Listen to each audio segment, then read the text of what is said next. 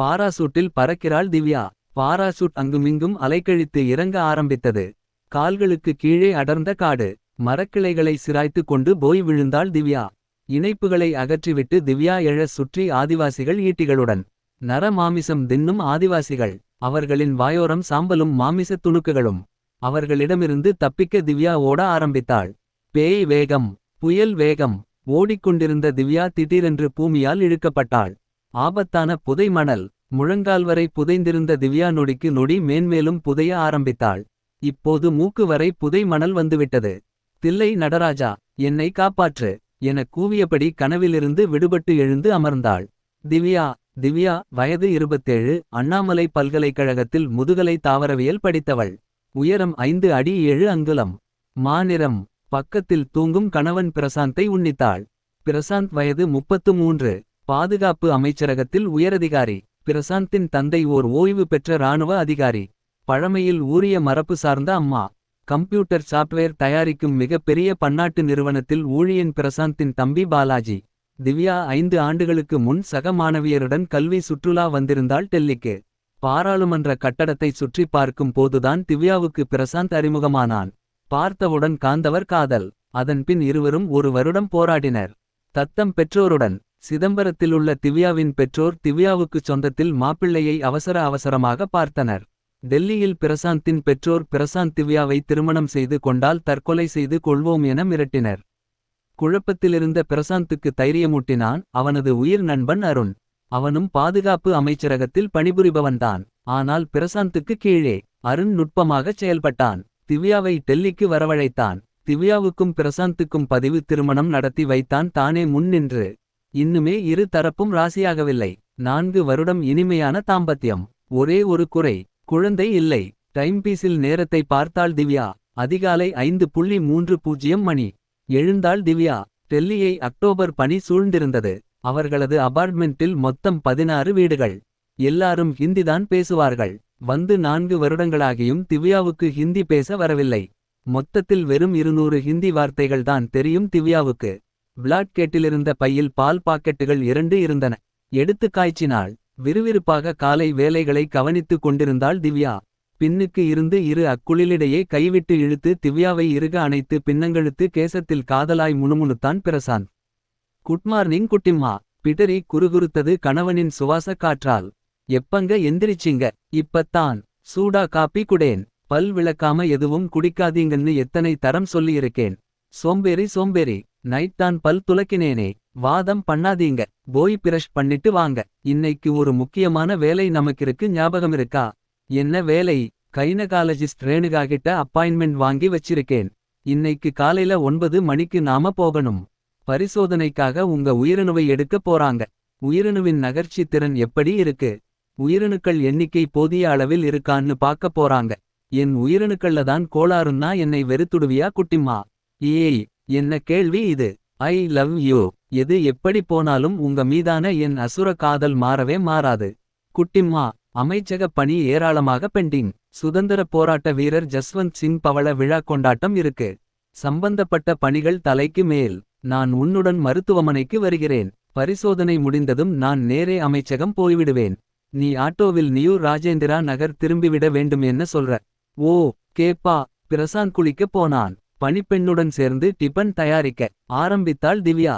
வாசலில் அழைப்புமணி சினுங்கியது. மாஜி கை மூலம் பார்த்துவிட்டு கதவை திறந்துவிட்டாள். கணவனின் உயிர் நண்பன் அருண். Good morning sister. வாங்க அருண். என்ன ஒரு வாரமா இந்த பக்கம் காணோம். என் வயசுக்காரன் எல்லாம் கல்யாணமாகி 2 குழந்தையோட இருக்காங்க. நான் மட்டும் எப்படி தனிக்கட்டையா காலம் தள்ளுறது? சொந்த ஊர் தஞ்சாவூர் போய் பெண் பாத்திட்டு வரேன். எத்தனை பாருங்க. உங்க அழகுல கால் தூசு இருக்க மாட்டேங்குதுக. பேசாம அண்ணாமலை யூனிவர்சிட்டில இருந்து கல்வி சுற்றுலா இந்த வருஷம் எத்தனாம் தேதி வருதுன்னு கேட்டு போய் பார்க்க வேண்டியதுதான். ஐயா தஞ்சாவூர். சீக்கிரம் கல்யாணம் பண்ணிடுங்க. இப்பவே பாதி வழுக்கை. சிஸ்டர். இந்த வழுக்கைக்குத்தான் அமைச்சக பெண்கள் கிட்ட செம கிரேஸ். பாத்ரூமிலிருந்து வெளிப்பட்டான் பிரசாந்த். வாடா அருண். வா வா. என்ன வந்தவுடனே என் பொண்டாடிகிட்ட தொணன்ற. திவ்யா இவன் சரியான ஜொல்லு பார்ட்டி. எவனும் இவனை அவங்கங்க வீட்டுக்குள்ள விடுறதே இல்ல. பேசியே அசத்திடுவான்னு. நான்தான் நம்ம கல்யாணத்தை நடத்தி வச்சவனாச்சே. உன்னை வேற சிஸ்டர்னு நெஞ்சுருக கூப்பிடுறானேன்னு உள்ள விட்டிருக்கேன். சிஸ்டர். இவனும் என்னை புரிஞ்சிக்காம பேசுறான். நான் சோக்ரிக கிட்ட வழிவேன் ஜொல்லு விடுவேன் ஆனா ஆபத்து ஏற்படுத்தாம. சரி சரி புலம்பாதே, நீ நல்லவன்தான். டிபன் சாப்பிட்டியா? இல்லப்பா, உங்க வீட்ல சாப்பிட்டுக்கலாம்னு. 30 வீடுகள்ல 30 நாளைக்கு காலை டிபன் செம மிச்சம் உனக்கு சிஸ்டர். இவன் கிடக்கான். காலை டிபன் என்ன பண்ணியிருக்கீங்க? தக்காளி ஊத்தப்பம். தொட்டுக்க தேங்காய் சட்னியுடன் பூசணி சாம்பார். ஐயையோ, கேட்கவே நாக்குல ஜலம் சொட்டுதே. டைனிங் டேபிளில் போய் அமர்ந்து தாளம் போட்டான் அருண். ஹேர் ட்ரையர் வைத்து தலையை உலர்த்திவிட்டு வந்தான் பிரசாந்த். குட்டிம்மா, நீயும் எங்களோட சாப்பிட்டுட்டு கிளம்பு. மணியாச்சு. பூவேலையும் கண்ணாடி வேலையும் செய்யப்பட்ட சுடிதார் அணிந்து கொண்டாள். தலைக்கேச நுனியில் ரப்பர் பாண்ட் இட்டு மலர்த்தினாள். சகோதரி இந்த சுடிதார்ல அசத்துறாங்க. அடுத்து ஏதாவது ரன்னிங் கமெண்ட் கொடுத்த. ஊத்தப்பம் கிடையாது. ஓசி கார் சவாரி கிடையாது, விரட்டிடுவேன். ஒழுங்கா சாட்டுடா. மூவரும் சாப்பிட்டு முடித்துவிட்டு தரைத்தளத்துக்கு வந்தனர். அருண் பிரசாந்துடன் அமர்ந்தான். பின் இருக்கையில் அமர்ந்தாள் திவ்யா. பிரசாந்த் காரை செலுத்த பேசாமல் வந்தான் அருண். அருணை பரிதாபமாய் பார்த்தாள் திவ்யா. என்னப்பா நீ அருணை ரொம்பத்தான் வாரிட்ட. பாரு, அருண் உம்னு வர்றாரு. அவர் கிடக்கார். நீங்க பேசுங்க, நான் கேட்கிறேன். பே பே பே. என்ன இது? சாரி சிஸ்டர், நான் ஊமையாயிட்டேன். திவ்யா விழுந்து விழுந்து சிரித்தாள். பாலி கிளினிக்குள் கார் பிரவேசித்தது. அருண் காரிலேயே அமர்ந்து கொண்டான். திவ்யாவும் பிரசாந்தும் உள்ளே போயினர். 45 வயதின் மத்தியிலிருந்த ரேணுகா வரவேற்றாள். சங்கடப்பட ஒண்ணுமில்ல மிஸ்டர் பிரசாந்த், ஜஸ்ட் ஏ செக்கப். இதோட டெஸ்ட் ரிப்போர்ட் பாத்துட்டு மீதி டெஸ்ட்களை உங்க மனைவிக்கு செய்வோம். எப்படியும் இன்னும் 2 வருஷத்துல குட்டி பிரசாந்தை திவ்யா கையில தவழ வைப்பேன். தாங்க்யூ டாக்டர் என்றபடி அறைக்கு போனான் பிரசாந்த். சிறிது நேரத்தில் காருக்கு திரும்பினர். வழியில் இறங்கி ஆட்டோவில் ஏறிக்கொண்டாள் திவ்யா. கணவனுக்கு டாட்டா காட்டினாள். இரவு திரும்பிய பிரசாந்த் கருத்திருந்தான். ஏங்க, ஏன் ஒரு மாதிரி இருக்கீங்க? ஏதோ சொல்ல விழைந்தான். மௌனித்தான். தூங்கச் செல்லு முன்னும் வினவினாள். சும்மா தொணதொணக்காம படு திவ்யா. கத்தினான். இந்த 4 வருடத்தில் ஒரு நாளும் இவன் இப்படி கத்தியதில்லை. வெகு நேரம் விழித்திருந்து அழுதாள். பிரசாந்தோ ஆழ்ந்த தூக்கத்தில். நள்ளிரவுக்கு பின் திவ்யாவும் தூங்கிப் போனாள். அவள் விழித்த போது படுத்திருக்கும் கணவன் உடலில் மாற்றம் உணர்ந்தாள். மஞ்சள் நிறம் பூத்திருந்தது. தொட்டாள். குளிர்ந்தான். உலுக்கினாள். பிணமாய் கீழே சரிந்தான். பிரபஞ்சம் வெடிக்க வீறிட்டாள் திவ்யா. 2. சூரியன் பெரும் சப்தத்துடன் வெடித்துச் சிதறியது. பூமி கோடை காலத்து சதுப்பு நிலம் போல் ஆங்காங்கே வீரல் விட்டது. மரங்கள் வேரிழந்து சரிந்தன. பறவையினங்கள் ஓட்டு மொத்தமாய் இறக்கைகளை தொலைத்தன. இரத்த அழுத்தம் இதயத்தை துடிக்க வைக்க கன்னங்களில் மாறி மாறி அரைந்தபடி கணவனின் பிரேதத்தை உருட்டினாள் திவ்யா. என்னப்பா என்னப்பா என்னப்பா, என்னாச்சு உங்களுக்கு? கடவுளே கடவுளே கடவுளே, நான் என்ன செய்வேன் என்ன செய்வேன்? திடீர்னு எல்லாம் ஒரு நடிப்புன்னு எந்திரிச்சிருங்க பிரசாந்த். உங்களை விட்டா எனக்கு வேறு யார் இருக்கா பிரசாந்த்? உங்க பெற்றோரும் என் பெற்றோரும் ஏற்கனவே நம்மை கைகழுவியாச்சு. மொழி தெரியாத இந்த தலைநகர்ல அனாதையா நான் என்ன செய்யப் போறேன்? பிரேதத்தை ஹிஸ்டீரிகலாய் புரட்டினாள். உடல் முழுவதும் துழாவினாள். ரைகர் மார்டிஸ் பார்ம் ஆகியிருந்தது. உடலில் எங்குமே சிறுகாயம் கூட இல்லை. இடது கையை மூடியிருந்தான். சிரமப்பட்டு போராடி விரல்களை விரித்தாள். அதில் கொலை நகரம் என பால்பாயிண்ட் பேனாவால் எழுதியிருந்தான் பிரசாந்த். இரட்டிப்பு திகில் பரவியது திவ்யாவுக்கு. மற்ற பிளாட்வாசிகளை பரபரப்பாய் ஓடி அழைத்தாள். பாதி பேர் பயந்து தயங்கினர். மீதி பேர் ஓடிவந்து பிரேதத்தை சுற்றி குழுமினர். ஒருவர் மாநகர காவல்துறைக்கு தொலைபேசி மூலம் தகவல் தெரிவித்தார். பிளாட் பெண்மணிகள் கூடி திவ்யாவை சமாதானப்படுத்த முயன்றனர். ஹிந்தியில் ஆறுதல் வார்த்தைகளை அள்ளி வீசினர். அவர் ஆறுதல் வார்த்தைகள் சோகத்தை விசிறியடித்தன. பெருங்குரலில் கதறியபடி ஆரம்பித்தாள் திவ்யா. இத்தனை வருஷம் குடும்பம் நடத்தின சந்தோஷத்துக்காவது பிரசாந்தின் குழந்தையை வயிற்றில் சுமக்க முடியலையே. நான் ஒரு துரதிருஷ்டசாலி. பிரசாந்தின் வாரிசு தொடராம கருகி போச்சே. மாநகர காவல்துறையின் 4 சக்கர வாகனங்கள் தரை தேய்த்து நின்றன. முதல் வாகனத்திலிருந்து அசிஸ்டன்ட் கமிஷனர் அனுபவ் புயலாய் அபார்ட்மெண்ட்டுக்குள் புகுந்தான். புதிதாய் பணிக்குச் சேர்ந்த அசுர இளைஞன். அவனை கண்டதும் கூடியிருந்த குழுமம் பிரிந்தது, வழிவிட்டது. அழுது கொண்டிருந்த திவ்யாவை கவனித்தபடி பிரசாந்தின் பிரதேத்துக்கு நடந்து குனிந்தான் அனுபவ், தலைத்தொப்பியை அகற்றியபடி. தடயவியல் நிபுணரும் புகைப்பட கலைஞரும் வந்திருந்தனர். புகைப்பட கலைஞர் புகைப்படங்களாகச் சுட்டுத் தள்ளினார். அனுபவ் கூடியிருந்த அபார்ட்மெண்ட்வாசிகளிடம் திரும்பினான். ஹிந்தியில் பேசினான். நீங்கள் அனைவரும் போகலாம். அனைவரும் கிசுகிசுப்பாய் கதைத்தபடி விலகினர். அனுபவ் மீண்டும் திவ்யாவிடம் வந்தான். என்ன நடந்துச்சு? தமிழில் வினவினான். எனக்கு தமிழ் தெரியும், சொல்லுங்க திவ்யா. உதடுகளை கடித்தபடி அழுதாள். நேற்று ராத்திரி லேட்டா பிரசாந்த் வீட்டுக்கு வந்தார். எத்தனை மணி இருக்கும்? மணி 10 இருக்கும். எப்படி இருந்தார்? முகம் கருத்திருந்தார். ஒரு மாதிரி அயர்வா இருந்தார். ஏதோ யோசனை குழப்பத்தில் காணப்பட்டார். நீங்க ஏதாவது கேட்டீங்களா? ஆமா. ஏன் ஒரு மாதிரி இருக்கீங்கன்னு கேட்டேன். எம்மேல கடுமையா எரிஞ்சு விழுந்தார். 4 வருட திருமண வாழ்க்கையில் இப்படி அவர் நடந்துக்கிட்டது வாழ்வின் முதல் முறை. அதுவே வாழ்வின் கடைசி முறையுமா ஆயிருச்சு. உங்களுக்கு குழந்தைகள் இல்ல. ஏன் வேணாம்னு இருந்தீங்களா? பிறக்கல. டாக்டர் கிட்ட போனீங்களா? ஆமா. கைனகாலஜிஸ்ட் ரேணுகாவை கன்சல்ட் பண்ணினோம். நேற்று கூட பிரசாந்திடமிருந்து சோதனைக்கு உயிரணு எடுத்தாங்க. யார்கிட்ட குறை இருக்கும்னு நினைச்சீங்க? அப்படி எதுவும் நினைக்கல. கொஞ்சி விளையாட குழந்தை இல்லைன்னு வருத்தப்பட்டிருக்கீங்களா? எல்லா தாய்களுக்கும் இருக்கும் தானே. நான் கேட்டது உங்களுக்கு. ஆமா. வருத்தப்பட்டிருக்கேன். எப்படியாவது குழந்தை பெத்துக்கணும்னு விரும்புனீங்களா? மண் அள்ளிப் போடும் இரும்பு கரண்டியால் முகத்தில் சாத்தப்பட்டது போல் உணர்ந்தாள். அழுகையுடன் அவமானமும் சீற்றமும் கொப்பளித்தது. வாட்டு யூ மீன்?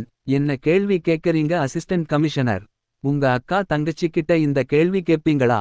அவங்க கொலை பண்ணியிருந்தா கேப்பேன். ஹக். தூக்கி வாரி போட்டது. சுவாசிக்க மறந்து ஸ்தம்பித்தாள். தில்லை நடராஜா. அப்படின்னா என் பிரசாந்த் ஹார்ட் அட்டாக் வந்து இறக்கலையா? நடந்தது கொலையா? அதுவும் நானா?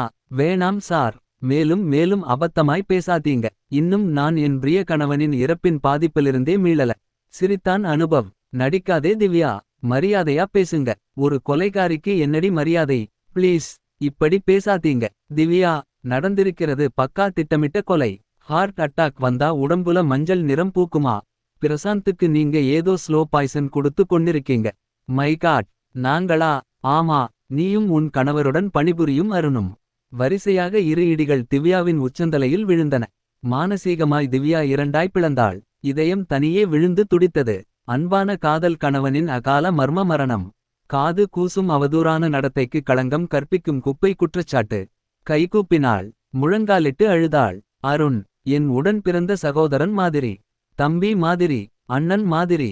தவறு செய்யும் பெண்களுக்கு எத்தனை வசதியான வார்த்தைகள். யாரோ உங்களுக்கு பொய்யான தகவல் கொடுத்திருக்காங்க. மீண்டும் சிரித்தான் அனுபவ். நேரடியாகவே சொல்றேன். இங்கிருந்து எங்களுக்கு போன் வருவதற்கு முன்னாடியே பிரசாந்த் கொலையான விஷயம் எங்களுக்கு தெரியும். எப்படி? உங்க காதலர் அருண். காதுகளை பொத்திக் கொண்டு வாயை முழுவதும் திறந்தாள் திவ்யா. அருண் நேற்று நள்ளிரவு ஒரு 5 ஸ்டார் ஹோட்டல் பார்ல குடிச்சிட்டு ஆட்டம் போட்டுக்கிட்டிருந்திருக்கான். போதை உச்சத்துல என்ன பேசுறோம் ஏது பேசுறோம்னு தெரியாம பார் ஆசாமிக கிட்ட உளறியிருக்கான். நானும் என் கள்ள காதலி திவ்யாவும் சேர்ந்து அவ கணவன் பிரசாந்தை ஸ்லோ பாய்சன் கொடுத்து கொண்டுட்டோம். விடியற்காலையில ஒன்னும் தெரியாத மாதிரி திவ்யா கூச்சலிடுவா. போலீஸ் வரும். பிரசாந்த் மாரடைப்பால மரணம்னு கேஸை மூடிடும். பல மாதங்கள் காத்திருந்து அலை ஓய்ந்தவுடன் நானும் திவ்யாவும் திருமணம் செய்து கொள்வோம் என்றிருக்கிறான். உடனே பாரிலிருந்த ஒருத்தர் எனக்கு தகவல் தெரிவிக்க ராத்திரி 2 மணிக்கு அருணை அள்ளிட்டு வந்து லாக்கப்புல போட்டு உதைச்சேன். இது ஓர் அலங்காரமான சதி திட்டம் கூடிய பொய். நீயும் யாருடைய பொம்மலாட்டத்துக்கோ ஆடுகிறாய். கத்தினாள். கத்திட்டா பயந்திருவமா? கொடுத்த உதைல அருண் 20 பக்க ஒப்புதல் வாக்குமூலம் கொடுத்திருக்கான். எப்ப உனக்கும் அவனுக்கும் தொடர்பாச்சு? பிரசாந்த் இல்லாதப்ப எப்படி சந்திச்சிப்பீங்க? என்னைக்கு பிரசாந்தை கொலை செய்ய முடிவு பண்ணினீங்க? நேத்து ராத்திரி நீயும் அருணும் பிரசாந்துக்கு எப்படி விஷம் புகட்டுனீங்க? அப்புறம் எப்படி துரதிஷ்டவசமாக அருண் பார் போய் குடிச்சு உளறான்லாம் கொட்டிட்டான். திவ்யா நீ பண்ணியிருக்கிறது அடல்டரி அண்ட் பிளான்ட் மார்டர். உத்தமியா கற்புக்கரசியா நடிச்சது போதும். நீயும் ஒப்புதல் வாக்குமூலம் கொடுத்திடுறது நல்லது. அனுபவின் ஆரம்ப பேச்சுகளில் திடுக்கிட்டவள் இப்போது இறுகினாள். கண்ணீரை துடைத்து கொண்டு முனைப்பாய் யோசித்தாள். கணவன் யாராலோ விஷம் கொடுத்து கொல்லப்பட்டிருக்கிறான். பல மணி நேரங்கள் அவகாசம் எடுத்து கொல்லும் விஷ வகை. ஆத்ம நண்பன் அருண் எனக்கு எதிராக என் நடத்தைக்கு களங்கம் கற்பித்து வாக்குமூலம் கொடுத்திருக்கிறான். பாரில் அவன் குடித்துவிட்டு உளறியது நாடகத்தின் முதல் காட்சி. யாருக்கோ அருண் விலை போயிருக்கிறான். அருணுக்கு கொடுக்கப்பட்டிருக்கும் விலை அதிகம். ஆகவே சதியும் விலை உயர்ந்த சாணக்கிய சதி என்பதில் சிறிதும் சந்தேகமில்லை. வாக்குமூலம் ராத்திரி 2 மணிக்கு வாங்கின பிறகு மேலும் 4 மணி நேரம் ஏன் காத்திருந்தீங்க? Excellent question Divya. 4 மணி நேரம் போலீஸ் போர்ஸ் இந்த அபார்ட்மெண்ட்டை கண்காணிச்சிக்கிட்டுதான் இருந்தது. அருண் எங்க கஸ்டடில இருக்கிறது உனக்கு தெரியாது. சோ காலையில கணவனோட மரணத்தை எப்படி வெளிப்படுத்துவேன்னு பார்க்க காத்திருந்தோம். போஸ்ட்மார்ட்டம் ரிப்போர்ட்ல பிரசாந்த் இறந்த நேரம் கொடுக்கப்பட்ட விஷ வகை எல்லாம் தெரிஞ்சிடும். Case is simply crystal clear. Divya நான் உன்னை கைது செய்றேன். இந்த சதில உன் பங்கு எவ்வளவு? எவ்வளவு பணம் வாங்கின? அதிகம் பேசாதே. பேசினா என்ன பண்ணுவர்? சுட்டுடுவேன். அனுபவின் கை துப்பாக்கிக்கு பாய. திவ்யா ஒளி வேகத்தில் முந்தினாள். அனுபவின் துப்பாக்கி திவ்யாவின் கையில் படபடத்தது. எட்டி பல் கடித்து அனுபவின் உயிர்நிலையில் உதைவிட்டாள்.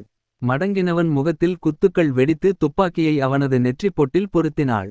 சூழ இருந்த போலீஸ் திகைத்தது. அனுபவ். மூக்கிலிருந்து ரத்தம் வழிந்தது. அனுபவின் பூட்ஸ் கால்களை மிதித்து நசுக்கினாள். எல்லோரும் அவனவன் துப்பாக்கியை கீழே போடுங்கடா. அசைஞ்சீங்க. உங்க அசிஸ்டன்ட் கமிஷனரின் மூளையை அல்லது களிமண் இருந்தால் களிமண்ணை சிதறடிப்பேன். காட்சியமைப்பில் தீப்பற்றிய சிவகாசி. 3. திவ்யா மேலும் ஆவேசம் வந்தவளாய் அனுபவை தொடர்ந்து தாக்கினாள். சொல்லு. யாரு இந்த சதியின் மூலகர்த்தா? என் கணவனை கொன்னது யார்? இந்தச் சதியில் உன்னுடைய பங்கு எவ்வளவு? நிஜம் போலவே அருண் நீ சொன்ன மாதிரி வாக்குமூலம் கொடுத்தானா? அனுபவ் கூவினான். எனக்கிருந்த கொஞ்ச நஞ்ச சந்தேகமும் போயிடுச்சு. என்கிட்டயே இத்தனை கொலை வெறி காட்டுறவ நிச்சயம் புருஷனை கள்ளக்காதலனோட சேர்ந்து கொன்னிருப்பே. இன்னும் மிருகத்தனமா நடந்து தண்டனையை அதிகரிச்சிக்காதே. நீ திரிச்சு பேசுற மாதிரி இதுல எந்த சதியும் எனக்கு தெரியல. அருண் எந்தவித நிர்பந்தமும் இல்லாம சுயமாத்தான் வாக்குமும் கொடுத்தார். நீ நினைக்கிற மாதிரியான போலீஸ் ஆபீசர் நான் இல்லை. இந்த உலகத்தையே அள்ளி கொடுத்தாலும் நான் விலை போக மாட்டேன். நீ தாக்கினதை பெரிச்சு பண்ணாம விட்டுறேன். துப்பாக்கியை கீழே போட்டுட்டு சரணடைஞ்சிடு. ஆங்காரமாய்ச் சிரித்தாள் திவ்யா. உன் பசப்பலை நான் நம்ப மாட்டேன். திரும்பி யார் கையில கை விலங்கு இருக்கு? ஒரு போலீஸ்காரர் முன் வந்தார். நான் சொல்றத நொடி தாமதிக்காம டக்டக்னு செஞ்சிரனும். மீறினா உங்க அசிஸ்டன்ட் கமிஷனருக்கு நாளை தினசரிகள்ல கருப்பு கட்டம் கட்டிர வேண்டியதுதான். அனைத்து போலீஸ்காரர்களும் தலையாட்டினர். 1. உங்க சி கையில விலங்கை பூட்டுங்க. கண்களை துணி வைச்சு கட்டுங்க. இவரை நான் இவர் ஓட்டி வந்த டெம்போ டிராக்ஸ்லேயே கொண்டு போகப் போறேன். எவனும் பின் தொடர்ந்து வராதீங்க. கைவிலங்கு பூட்டி கண்களை மறைத்தனர். தடுமாறும் அனுபவை முரட்டுத்தனமாய் தள்ளிக்கொண்டு டெம்போ டிராக்ஸுக்கு நடந்தாள். அபார்ட்மெண்ட்வாசிகளும் நடைமேடை மக்களும் கூடி வேடிக்கை பார்த்தனர். ஒரு பெண்ணுக்கு இத்தனை துணிச்சலா? பின் இருக்கையில் அனுபவை தள்ளி உருட்டிவிட்டாள். உடலில் சிராய்ப்புகளுடன் போய் விழுந்தான் அனுபவ். சிதம்பரத்தில் மாரியப்பன் நகரில் பள்ளி நாட்களில் விளையாட்டுத்தனமான கார் ஓட்டி பார்த்தது உதவிக்கு வந்தது. அனுபவ் பின்னால் கிடப்பதை உறுதி செய்தவாறே ஜீப்பை கிளப்பினாள். டிராக்ஸ் கட்டுப்பாடு இல்லாமல் பிரதான சாலையில் சீறியது. அனுபவின் துணை அதிகாரிகள் திவ்யா அனுபவை பணயமாக வைத்து தப்பிப்பதை காவல்துறை கட்டுப்பாட்டு அறைக்கு தெரிவித்தனர். தரிகெட்டு போன குதிரையாய் பறக்கும் ஜீப்பில் மோதாமலிருக்க எதிரே வரும் வாகனங்கள் சிதறி ஓடின. டிராக்ஸை செலுத்தும்போதே மிச்ச கண்ணீரையும் வடித்தாள் திவ்யா. கணவன் இழந்ததை இன்னும் அவளால் நம்ப முடியவில்லை. முந்திய நாள் விடிகாலை கனவு போல இதுவும் பொய்யா போய்விடக்கூடாதா? கைனகாலஜிஸ்ட் ரேணுகாவின் பாலி கிளினிக்கின் முன் நடை மேடை மீது டெம்போ டிராக்ஸை நிறுத்தினாள் திவ்யா. அதற்குள் 10க்கு மேற்பட்ட காவல்துறை வாகனங்கள் சேர்ந்திருந்தன. காவல்துறை வீரர்களின் அனைத்து துப்பாக்கிகளும் திவ்யாவை குறிபார்த்தன. அனுபவை மனித கேடயமாக வைத்துக்கொண்டு அங்குலமாக நகர்ந்தாள் திவ்யா. மெகா போனில் எச்சரிக்கை உயர்ந்து ஒலித்தது. மரியாதையாக துப்பாக்கியை கீழே போட்டுவிட்டு சரணடைந்துவிடு. திரும்பி கத்தினாள் திவ்யா. இந்த பூச்சாண்டிக்கெல்லாம் பயந்திரமாட்டேன். நான் தமிழச்சி. சீண்டி பார்க்காதப்ப நாங்க பசுமாடு. சீண்டிட்டா நாங்க மதங்கொண்ட காட்டு யானைகள். என் புருஷனே இல்லாம போயிட்டான். இனி இழக்க என்னிடம் என்ன இருக்கு? கற்பையும் உயிரையும் தவிர. பேசாம நடக்கிறதை வேடிக்கை பாருங்க. தமிழ் தெரியாதோர் அவள் பேசியதின் அர்த்தம் கேட்டு அயர்ந்தனர். அனுபவுடன் கிளினிக் படி ஏறினாள். அப்போதுதான் டாக்டர் ரேணுகா வந்திருந்தாள். நெற்றி சுருக்கி திகிலுற்றாள். நீ திவ்யாதானே? என்னம்மா இதெல்லாம்? கண்களை கட்டியிருந்தாலும் தாயின் குரலை கண்டு கொண்டான் அனுபவ். மம்மி, இவ பயங்கரமான கொலை குற்றவாளி. கணவனை கள்ளக்காதலனோட சேர்ந்து கொலை செஞ்சிட்டு வந்திருக்காம்மா. என் உடம்பெல்லாம் பாரு. எவ்வளவு ரத்தம். எல்லாம் இவ மிருகத்தனமா தாக்கினது. என் உயிரை பற்றி கவலைப்படாதே. இவளை போலீஸ்ல புடிச்சிச் சுடு. டாக்டர் ரேணுகாவுக்கு 16 வயதிலேயே திருமணம். 17வது வயதில் அனுபவ் பிறந்தான். தொடர்ந்து படிக்க வேண்டும் என பிற்போக்கு கணவனிடம் சண்டையிட்டு போராடி டாக்டருக்கு படித்தவள். 46 வயது நிரம்பப் போகிறது. தலை முழுக்க அனுபவம். ஆயிரக்கணக்கான பெண்களை சந்தித்தாயிற்று. ரேணுகாவை பொறுத்தவரை மோசமான பெண்கள் உலகில் பிறக்கவே இல்லை. வெகு சிலர் நெகடிவ் சூழ்நிலைகளால் மோசமானவர்கள் ஆகிறார்கள். ஆகவே மகனின் பேச்சை கேட்டு ரேணுகா அவசரப்படவில்லை. என்னம்மா நடந்துச்சு? நடந்ததை விவரித்த திவ்யா. பிரசாந்த் நான் உயிருக்கு உயிராய் நேசித்த காதல் கணவன். ஒரு காஸ்ட்லி சதி அரங்கேறியிருக்குமா? என் கணவனைத் தவிர எந்த ஆடவனையும் நான் கனவிலையும் நினைச்சதில்லைம்மா. அனுபவை தாக்கணும்னோ தப்பிக்கணும்னோ எனக்கு ஐடியா இல்லை. நான் வந்தது ஒரு யாசகத்துக்கு. உங்கள் முன் மானசீகமாய் திருவோடு ஏந்தி நிற்கிறேன். பிச்சை இடுங்கள் அம்மா. உன் பேச்சிலையும் கண்லையும் நேர்மை தெரிக்குது. நான் உன்னை முழுமையா நம்புறேன். நீ கேட்கற பிச்சை என்னன்னு தெரியலையம்மா. கை கூப்பினாள் திவ்யா. நேற்றைக்கு என் கணவரின் உயிரணுக்களை பரிசோதனைக்கு எடுத்தீங்களே. ரிசல்ட் வந்துருச்சாம்மா. ரிசல்ட் பார்த்தேம்மா. 5 மில்லி உயிரணு சேகரிச்சிருந்தோம். உயிரணு எண்ணிக்கை 1 மில்லிக்கு 200 மில்லியன் உயிரணுக்கள் இருக்கின்றன. உயிரணுக்களின் நகர்ச்சித்திறன் சராசரிக்கு மேலேதான். உன் கணவனின் உயிரணு கிரேட் -4 வகையைச் சார்ந்தவை. பிரக்டோஸ் அளவு 150 மில்லி கிராம். மொத்தத்தில் உன் கணவனின் உயிரணுக்கள் ஆரோக்கியமானவை.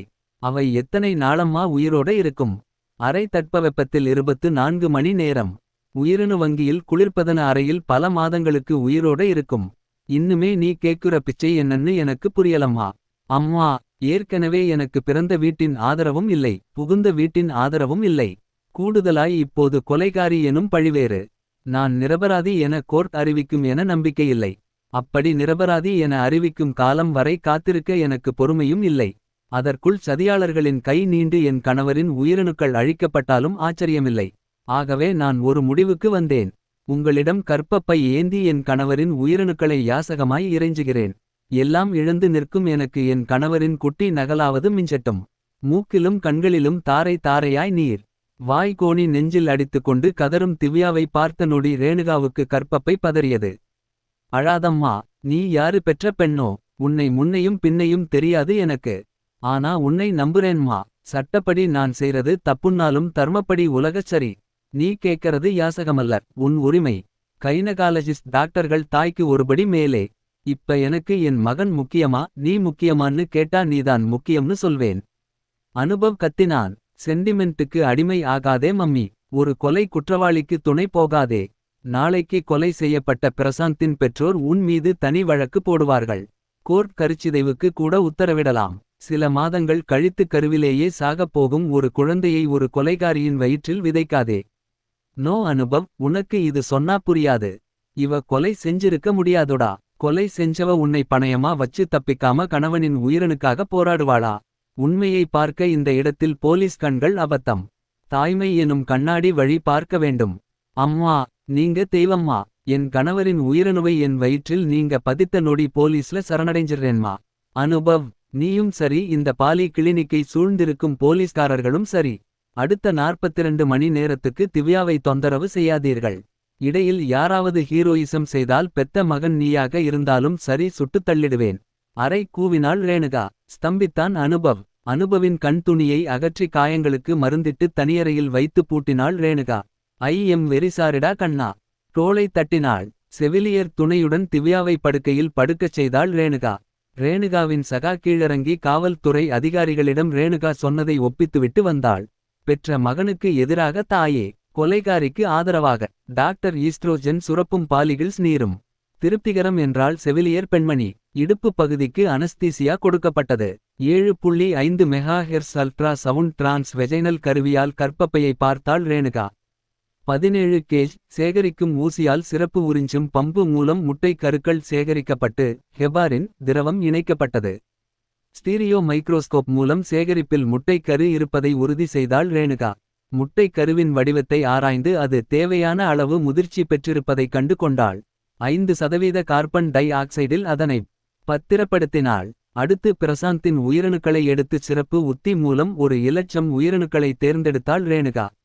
F10 மீடியம் மூலம் பிரசாந்தின் உயிரணுவையும் திவ்யாவின் முட்டை கருவையும் இணைத்தாள். 16 மணி நேரத்துக்குப் பிறகு இரண்டும் இணைந்ததை ஊர்ஜிதம் செய்தாள். அதனை அடுத்த 24 மணி நேரத்தில் முதிர்வுறா கருவுயிர் எம்ப்ரியோ 4-8 செல்களாய் பெருகியிருந்தது. டிஸ்போஸ்பிள் டெப்லான் கேத்திட்டர் கருவி வைத்து முதிர்வுறா கருவுயிரை திவ்யாவின் கர்ப்பப்பைக்குள் வைத்தாள் ரேணுகா. சில மணிநேரம் அதே நிலையில் திவ்யாவை படுக்க வைத்திருந்தாள் டாக்டர் ரேணுகா. உன் காதல் கணவனின் குழந்தை உன் மாதுளம்பழ கர்ப்பப்பையில். காலில் விழுந்து ஆனந்த கண்ணீர் வடித்தாள் திவ்யா. சரணடைய ரேணுகா. அனுபவுடன் திவ்யா நடந்து வர டிடெக்டிவ் டியாரா ராஜ்குமார் யாமிருக்க பயமேன் என்றான். 4 அடர் நீல நிற முழுக்கை சட்டையும் சாம்பல் நிற பென்ட்டும் அணிந்திருந்தான் டியாரா. கால்களில் லீகூப்பர் வகை ஷூ. கழுத்தில் நீல மஞ்சள் கட்டங்கள் கொண்ட டை. இடது கையில் லேப்டாப் கம்ப்யூட்டர் அடங்கிய சூட்கேஸ். டாக்டர் ரேணுகா திரும்பி ஆச்சரியத்தாள். தகவல் கொடுத்த வேகத்துக்கு வந்துட்டியே டியாரா. நீங்களும் தமிழ் பெண், திவ்யாவும் தமிழ் பெண். இருவருக்கும் தலைநகரில் ஆபத்து பிரச்சனை என்றால் கால்களால் பறந்து வந்திடமாட்டேன். எடிட்டர் சங்கரலிங்கத்துக்கு வேண்டிய குடும்பம் உங்க குடும்பம். அதுவும் என் கூடுதல் சிரத்தைக்கு ஒரு காரணம். அனுபவ் தன் தாயையும் டிடெக்டிவ் டியாராவையும் எரிச்சலுடன் மாறி மாறி பார்த்தான். உங்க உரையாடல்களை கொஞ்சம் நிறுத்தறீங்களா ரெண்டு பேருமே ஒரு கொலையாளிக்கு துணை போறீங்க. திரும்பி திவ்யாவையும் டாக்டர் ரேணுகாவையும் கைது செய்யுங்கள். மிஸ்டர் டிடெக்டிவ், லீகல் ஃபார்மாலிட்டிஸ் முடிச்சுட்டு எவ்வளவு நேரமானாலும் பேசுங்க. திவ்யாவிடம் நடந்தான். என்னை எப்படியெல்லாம் தாக்கின. ஸ்டேஷனுக்கு வா, தகுந்த பதிலடி கொடுக்கிறேன். அவதூறுகளை பொறுக்காமத்தான் தாக்கினேன். என்னை மன்னிச்சிடுங்க. என் உயிர் கணவனின் உடலை என்ன செஞ்சாங்க கொஞ்சம் கேட்டுச் சொல்லுங்க. வாயை மூடு. உன் கணவனின் பிணம் யாரும் கிளைம் பண்ணாம அனாதையாக மார்ச்சுவரில கிடக்கு. ஏறு ஜீப்ல. மிஸ்ஸஸ் ரேணுகா தேவி, நீங்களும் ஏறுங்க. ஜீப்பில் ஏறும் திவ்யா ரேணுகாவிடம் டியாரா கூறினான். கவலைப்படாம போங்க, நியூ டெல்லியின் நம்பர் 1 அட்வொகேட்டை அழைச்சிட்டு வரேன். ஜீப் காவல்துறை தலைமை அலுவலகத்தில் போய் நின்றது. திவ்யாவும் ரேணுகாவும் கம்பீரமாக நடந்தனர். இவர்களது கம்பீரம் கண்டு காவல்துறை அலுவலர்கள் அயர்ந்து நின்றனர். உள் அறையில் அருண் அமர்த்தி வைக்கப்பட்டிருந்தான். அருணை பார்த்ததும் பிடித்திருந்த கைகளை உதறிக்கொண்டு ஓடினாள் திவ்யா. அருண், அருண், பாத்தியா, என் காதல் கணவன் உன் உயிர் நண்பன் பிரசாந்தை சதி செய்து கொன்றுவிட்டு நம் மீது நிழல் எதிரி குற்றப்பத்திரிகை வாசிப்பதை. எழுந்து இந்த கட்டடம் நொறுங்க உரக்கச் சொல். திவ்யா என் சகோதரி. நீ கொடுத்ததாக அவர்கள் கூறும் ஒப்புதல் வாக்கு மூலம் அக்மார் கற்பனை. அருண் அரை நொடி தயங்கி நிமிர்ந்தான். போதும் நம்ம நடிப்பு திவ்யா. போலீசுக்கு எல்லாம் தெரிஞ்சு போச்சு. அடி உதை தாங்காம நடந்த உண்மையெல்லாம் கக்கிட்டேன். நீ ஒன்னும் பயப்படாதே. எவ்வளவு செலவானாலும் சுப்ரீம் கோர்ட் வரைக்கும் போய் பார்ப்போம். தவிர்க்க முடியாம தண்டனை கிடைச்சா தண்டனை காலத்துக்கு பிறகு கல்யாணம் பண்ணிட்டு போறோம். நீ போலீஸை ஏமாத்தறதா நினைச்சு என் அனுமதி கூட கேட்காம நாம கொலை பண்ணின பிரசாந்தின் உயிரணுவை வைத்துல சுமக்கரே. இந்த நாடகத்தால நமக்கென்ன பிரயோஜனம் சொல்லு. ஒவ்வொரு வார்த்தையும் திவ்யாவை சிதறடித்தது. எரிமலை குழம்பில் மூழ்கினாள். இதயம் கருகி பொசுங்கியது. பாஸ்டர் பாய்ந்தாள். பிறந்ததிலிருந்து நடப்பு நொடி வரை அத்தனை அடி உதைகளை அருண் பெற்றோரிடமோ எதிரிகளிடமோ பெற்றதில்லை. அனைவரும் தடுக்க தடுக்க உதை மேளா நடத்தினாள் திவ்யா. பற்களை இறுகக் கடித்து பிடித்திருந்தவர்களை உலுக்கி தள்ளி விட்டு மல்லாந்திருக்கும் அருணின் வாயில் பேய்த்தனமாக உதைத்தாள். மேல் வரிசை பற்கள் 4 இரத்த நூலுடன் சிதறின. சில்லு மூக்கு உடைந்து இரத்தம் கொட்டியது. ந நண்பனோட மனைவின்னு மரியாதையா? ஒதுங்கி நின்ன என்னை மயக்கி இழுத்தது நீ தான். இப்ப நீயே என்னை அடிச்சா எப்படி? இதான் பாவத்தின் சம்பளமா? ரிவால்வரை உயர்த்தி சுட்டான் அனுபவ். ஸ்டாப் இட், கூவினான். திவ்யாவின் கூந்தலை பற்றி இழுத்து அசுர அறை விட்டான் அனுபவ். என்னடி, நானும் பாத்துக்கிட்டு இருக்கேன். முதல்ல என்னை அடிச்ச, இப்ப அப்ரூவரை 4 பேர் பாக்க அடிச்சு டெரரைஸ் பண்ற. மேல ஏதாவது பண்ணின சுட்டு கொன்னுடுவேன். திரும்பி இந்த கொலைகார பேயின் கால்களுக்கும் சங்கிலி இடுங்கள். பாத்தியா மம்மி, இவளோட சுயரூபத்தை.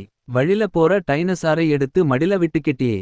டாக்டர் ரேணுகா இறுகினாள். காட்சிகள் நகர நகர திவ்யாவின் மீது நம்பிக்கை கூடிக் கொண்டுதான் போகிறது. அருண் நடிக்கிறான். அவனின் கண்கள் இலக்கில்லாமல் துடிக்கின்றன. சதியின் சூத்திரதாரி அவனுக்கு ஏதோ கோடி ரூபாய் வாக்குறுதி கொடுத்திருக்கிறான். அனுபவ் தலையில் அடித்து கொண்டான். உன்னை திருத்தவே முடியாது மம்மி. ரேணுகாவும் திவ்யாவும் தனித்தனியாக அறைகளில் பூட்டி வைக்கப்பட்டனர். திவ்யாவின் அந்தரங்க நடவடிக்கைகளை க்ளோஸ் சர்க்கியூட் வீடியோ கேமிரா கண்காணித்து கொண்டிருந்தது. அனுபவ் தனது உதவி அதிகாரிகளுடன் சேர்ந்து முதல் தகவல் அறிக்கையை தயாரிக்க ஆரம்பித்தான். 1. தகாத உறவுக்காக சதி செய்து கணவனை கொலை செய்த குற்றம். 2. கைது பண்ண வந்த காவல் அதிகாரியை தாக்கி பணயம் வைத்து தப்பிய குற்றம். 3. சட்டங்களுக்கும் தர்மங்களுக்கும் எதிராக போலீசாரை திசை திருப்பி துப்பாக்கி முனையில் கொலையுண்டவன் உயிரணுவை வயிற்றில் சுமக்கும் குற்றம். 4.48 மணி நேரம் ஒரு பாலி கிளினிக்கை துப்பாக்கி முனையில் கைப்பற்றி இருந்த குற்றம். 5. அப்ரூவராய் மாறிய சக கொலையாளி அருணை கொலை செய்ய முயன்ற குற்றம். 5 வெவ்வேறு பிரிவுகளில் குற்றங்களை சுமத்தி திவ்யாவின் மீது எஃப்.ஐ.ஆர். தயாரித்தான். டியாரா. டாக்டர் ரேணுகா தனது தாயார் எளிதில் வழக்கிலிருந்து விடுபட அவள் பங்கை சிறிதாக்கினான் அனுபவ். ராஜ்குமார் அட்வொகேட் முத்துக்குமாரசாமியுடன் உள்ளே பிரவேசித்தான். எம்.கே. சாமி பாளையங்கோட்டைக்காரர். சமூக நீதி காப்பவர். தாழ்த்தப்பட்டவர்கள் உயர உழைப்பவர். உண்மை ஜெயிக்க தலைநகரில் போராடுபவர். சாமியை கண்டதும் அனைவரும் எழுந்து நின்று வணங்கினர். அனுபவிடம் வந்தார். நீதான் முதல் தகவல் அறிக்கை தயாரிக்கிறாயா? குற்றஞ்சாட்டப்பட்டுள்ள திவ்யா, டாக்டர் ரேணுகா இருவரையும் மெட்ரோபாலிட்டன் மாஜிஸ்ட்ரேட்டிடம் எப்ப ஆஜர்படுத்த போறே? அந்த பொண்ணு திவ்யா கிட்ட நான் சில நிமிஷம் பேசணுமே, அனுமதிப்பியா? முதலில் மறுக்க நினைத்தவன் மெதுவாக தலையாட்டினான். உங்களுக்கு என் அப்பா வயசு. மறுக்க முடியல. 5 நிமிஷம்தான் அனுமதி. தாங்கியூ மிஸ்டர் அனுபவ். அருண் நிற்கும் அறையை பார்த்தவாறே திவ்யாவிடம் நடந்தார் முத்துக்குமாரசாமி. வணக்கம்மா, நான்தான் அட்வொகேட் எம்.கே. சாமி. சுருக்கமா ரத்தினச் சுருக்கமா நடந்ததை சொல்லு. உனக்கு முன் ஜாமீன் மூவ் பண்ணும்போது வேறு என்னென்ன கோர்ட்டாரிடம் கேட்கணும். சொல்லு. அழுதபடி திக்கித் திணறி கூறினாள் திவ்யா. காது கொடுத்து கேட்ட சாமியின் முகபாவம் மாறிக்கொண்டே இருந்தது. கடைசியில் பெருமூச்சிரிந்தார். ஓ கே மாமா, மீதியை நான் பார்த்துக்கிறேன். டியாரா சமாதானப்படுத்தும் விதமாய் கையுயர்த்தினான். டியாராவும் கே சாமியும் புறப்பட்டனர். நின்றிருந்த திவ்யா தரைக்குச் சரிந்து அமர்ந்தாள். வயிற்றை கைகள் பொத்தி பிடித்து கொண்டன. Metropolitan court. நீதிபதி விரைப்பாய் அமர்ந்திருந்தார். குற்றவாளி கூண்டில் திவ்யா, அருண், டாக்டர் ரேணுகா. முதல் தகவல் அறிக்கையை வாசித்து பார்த்தார் நீதிபதி. டிபென்ஸ் கவுன்சில் கே சாமி, உங்க கட்சிக்காரருக்கு ரேணுகாவுக்கும் சேர்த்து முன் ஜாமீன் கேட்க போறீங்க இல்லையா? அதாவது திவ்யாவுக்கும் அருணுக்கும். மை லார்டு, சிறு திருத்தம். அருண் என் கட்சிக்காரர் அல்ல. நான் இரு பெண்மணிகளுக்காக மட்டுமே வாதிடுகிறேன். வெறும் முன் ஜாமீன் மட்டும் நான் கேட்க வரவில்லை. பிரசாந்த் மரணம் மர்ம மரணம். திவ்யா கொலை செய்றதை நேரில் பார்த்த சாட்சியங்கள் இல்லை.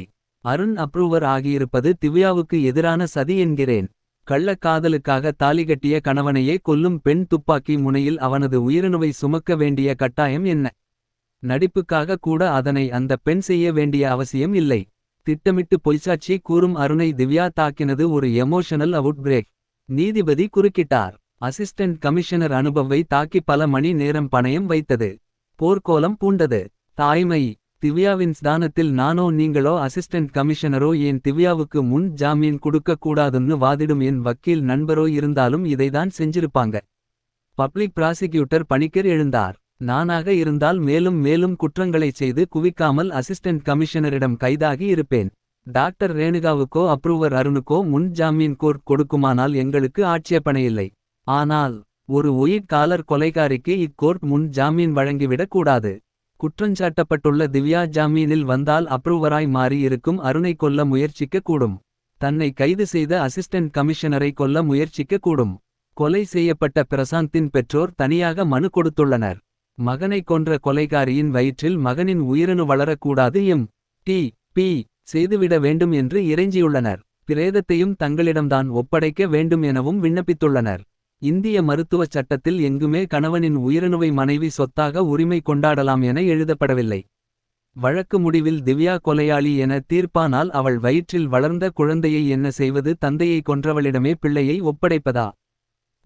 கே சாமி எழுந்து குறுக்கிட்டார். நாம் பாரத கலாச்சாரத்தில் ஆழ்ந்த நம்பிக்கை கொண்டவர்கள்.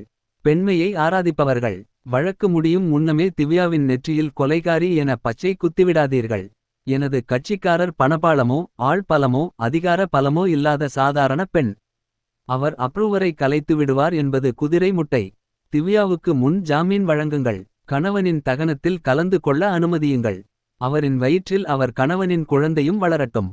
தீர்ப்பு எனது கட்சிக்காரருக்கு எதிராக இருந்தால் பிறக்கும் குழந்தையை கணவனின் பெற்றோரிடம் ஒப்படைக்க எனது கட்சிக்காரர் தயார். மகனை கொன்றுவிட்டாள் மருமகள் என்ற தவறான ஆத்திரம் கண்ணை மறைக்க பிரசாந்தின் பெற்றோர் கருவிலிருக்கும் பேரனை கழுத்தை நெரித்து கொள்ளத் துடிக்கலாமா? அதுவும் கொலைதானே. டாக்டர் ரேணுகா செய்தது குற்றமே அல்ல, ஒரு கைனகாலஜிஸ்டின் கடமை. ரேணுகாவை வழக்கிலிருந்து விடுவித்து திவ்யாவுக்கு முன் ஜாமீனும் குழந்தை வளர அனுமதியும் வழங்குமாறு கணம் கோர்ட்டார் அவர்களை தாழ்மையுடன் வேண்டிக் கொள்கிறேன். பேசி முடித்த கே சாமி பப்ளிக் ப்ராசிக்யூட்டரிடம் திரும்பி புன்னகைத்தார்.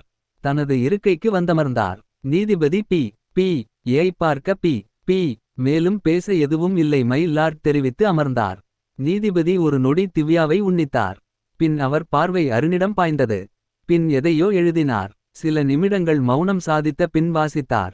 இந்த வழக்கிலிருந்து டாக்டர் ரேணுகாவை எச்சரிக்கை செய்து விடுவிக்கிறேன். முதல் தகவல் அறிக்கையின்படி குற்றஞ்சாட்டப்பட்டுள்ள திவ்யாவுக்கு சாதகமாய் எதுவும் இல்லை. ஆனாலும் பெண்மைக்கு மதிப்பளித்து தீர்ப்பு வரும் வரை திவ்யாவை நிரபராதி என பாவித்து இக்கோர்ட் கீழ்க்கண்ட உத்தரவுகளை பிறப்பிக்கிறது. 1. திவ்யாவுக்கு நிபந்தனைகளுடன் கூடிய முன் ஜாமீன் வழங்கப்படுகிறது. தனி நபர் உத்திரவாதத்துடன் கூடிய 1 லட்ச ரூபாய் ரொக்க ஜாமீன். திவ்யா தங்கியிருக்கும் இடத்துக்கு அருகேயுள்ள காவல் நிலையத்தில் அவர் தினம் கையெழுத்திட வேண்டும். அப்ரூவரையோ போலீஸ் அதிகாரிகளையோ மீண்டும் அவர் தாக்கத் துணிந்தால் அவரின் முன் ஜாமீன் ரத்து செய்யப்படும். 2. கொலை செய்யப்பட்ட பிரசாந்தின் உடலை திவ்யாவிடம் ஒப்படைக்க முடியாது. பெற்றோரிடம்தான் ஒப்படைக்க வேண்டும். அவசியமென்றால் திவ்யா போலீஸ் துணையுடன் தகனத்தில் கலந்து கொள்ளலாம். 3. குற்றஞ்சாட்டப்பட்டுள்ள திவ்யா தொடர்ந்து பிரசாந்தின் கருவை சுமக்கலாம். தீர்ப்பு வரும் முன் குழந்தை பிறந்துவிட்டால் குழந்தை காப்பகத்தில் ஒப்படைக்கப்பட வேண்டும். தீர்ப்பு திவ்யாவுக்கு சாதகமாக வந்தால் குழந்தையை அவர் வைத்துக் கொள்ளலாம். எதிராக வந்தால் குழந்தையை பிரசாந்தின் பெற்றோரிடம் ஒப்படைக்க வேண்டும். அருணுக்கு தனி ஜாமீன் மனுவை காவல்துறை சமர்ப்பிக்கட்டும். அதுவரை அவரை ரிமாண்டில் வைக்க உத்தரவிடுகிறேன். டியாரா எம். கே. சாமி. டாக்டர் ரேணுகா திவ்யாவுடன் மகிழ்ச்சியாய் வெளிவர.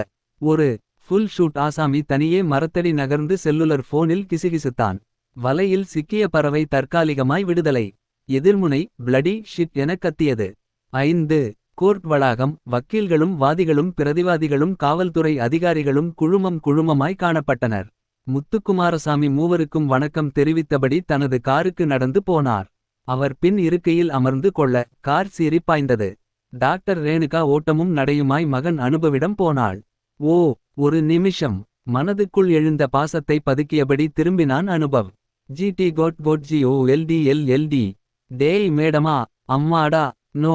எப்ப நீ குற்றவாளிக்கு உடந்தையா இருந்து இன்னொரு குற்றவாளியா மாறிப்போனியோ அப்பவே எனக்கு அம்மா அன்ற வார்த்தை சுத்தமா மறந்து போச்சு. சரி, இப்ப எதுக்கு கூப்பிட்ட? எந்த விஷயத்துலையும் அவசரமாக முடிவெடுக்காதே. வீட்டுக்கு வா. திவ்யா தரப்பு நியாயத்தை சொல்றேன். சிரித்தான் அனுபவ். நல்ல கதை. டாக்டர், நீ ஓர் அசிஸ்டன்ட் கமிஷனருக்கு நியாயத்தை கீதோபதேசம் பண்ண போறியாக்கும். தேவையில்லை. ஒன்னு திவ்யா நம் வீட்டை விட்டு வெளியே போகணும். இல்லை இந்த கேஸ் முடிஞ்சு தீர்ப்பாகணும். அப்புறம்தான் நம்ம வீட்டுக்குள்ள காலை எடுத்து வைப்பேன். தலையாட்டி கொண்டாள் ரேணுகா. ஆமாடா, என் பிடிவாதத்துல பாதியாவது உனக்கு இல்லாமையா போயிடும். உன் விருப்பப்படி செய் ராஜா. அனுபவ நகர டியாரா திவ்யாவிடம் திரும்பினாள் ரேணுகா.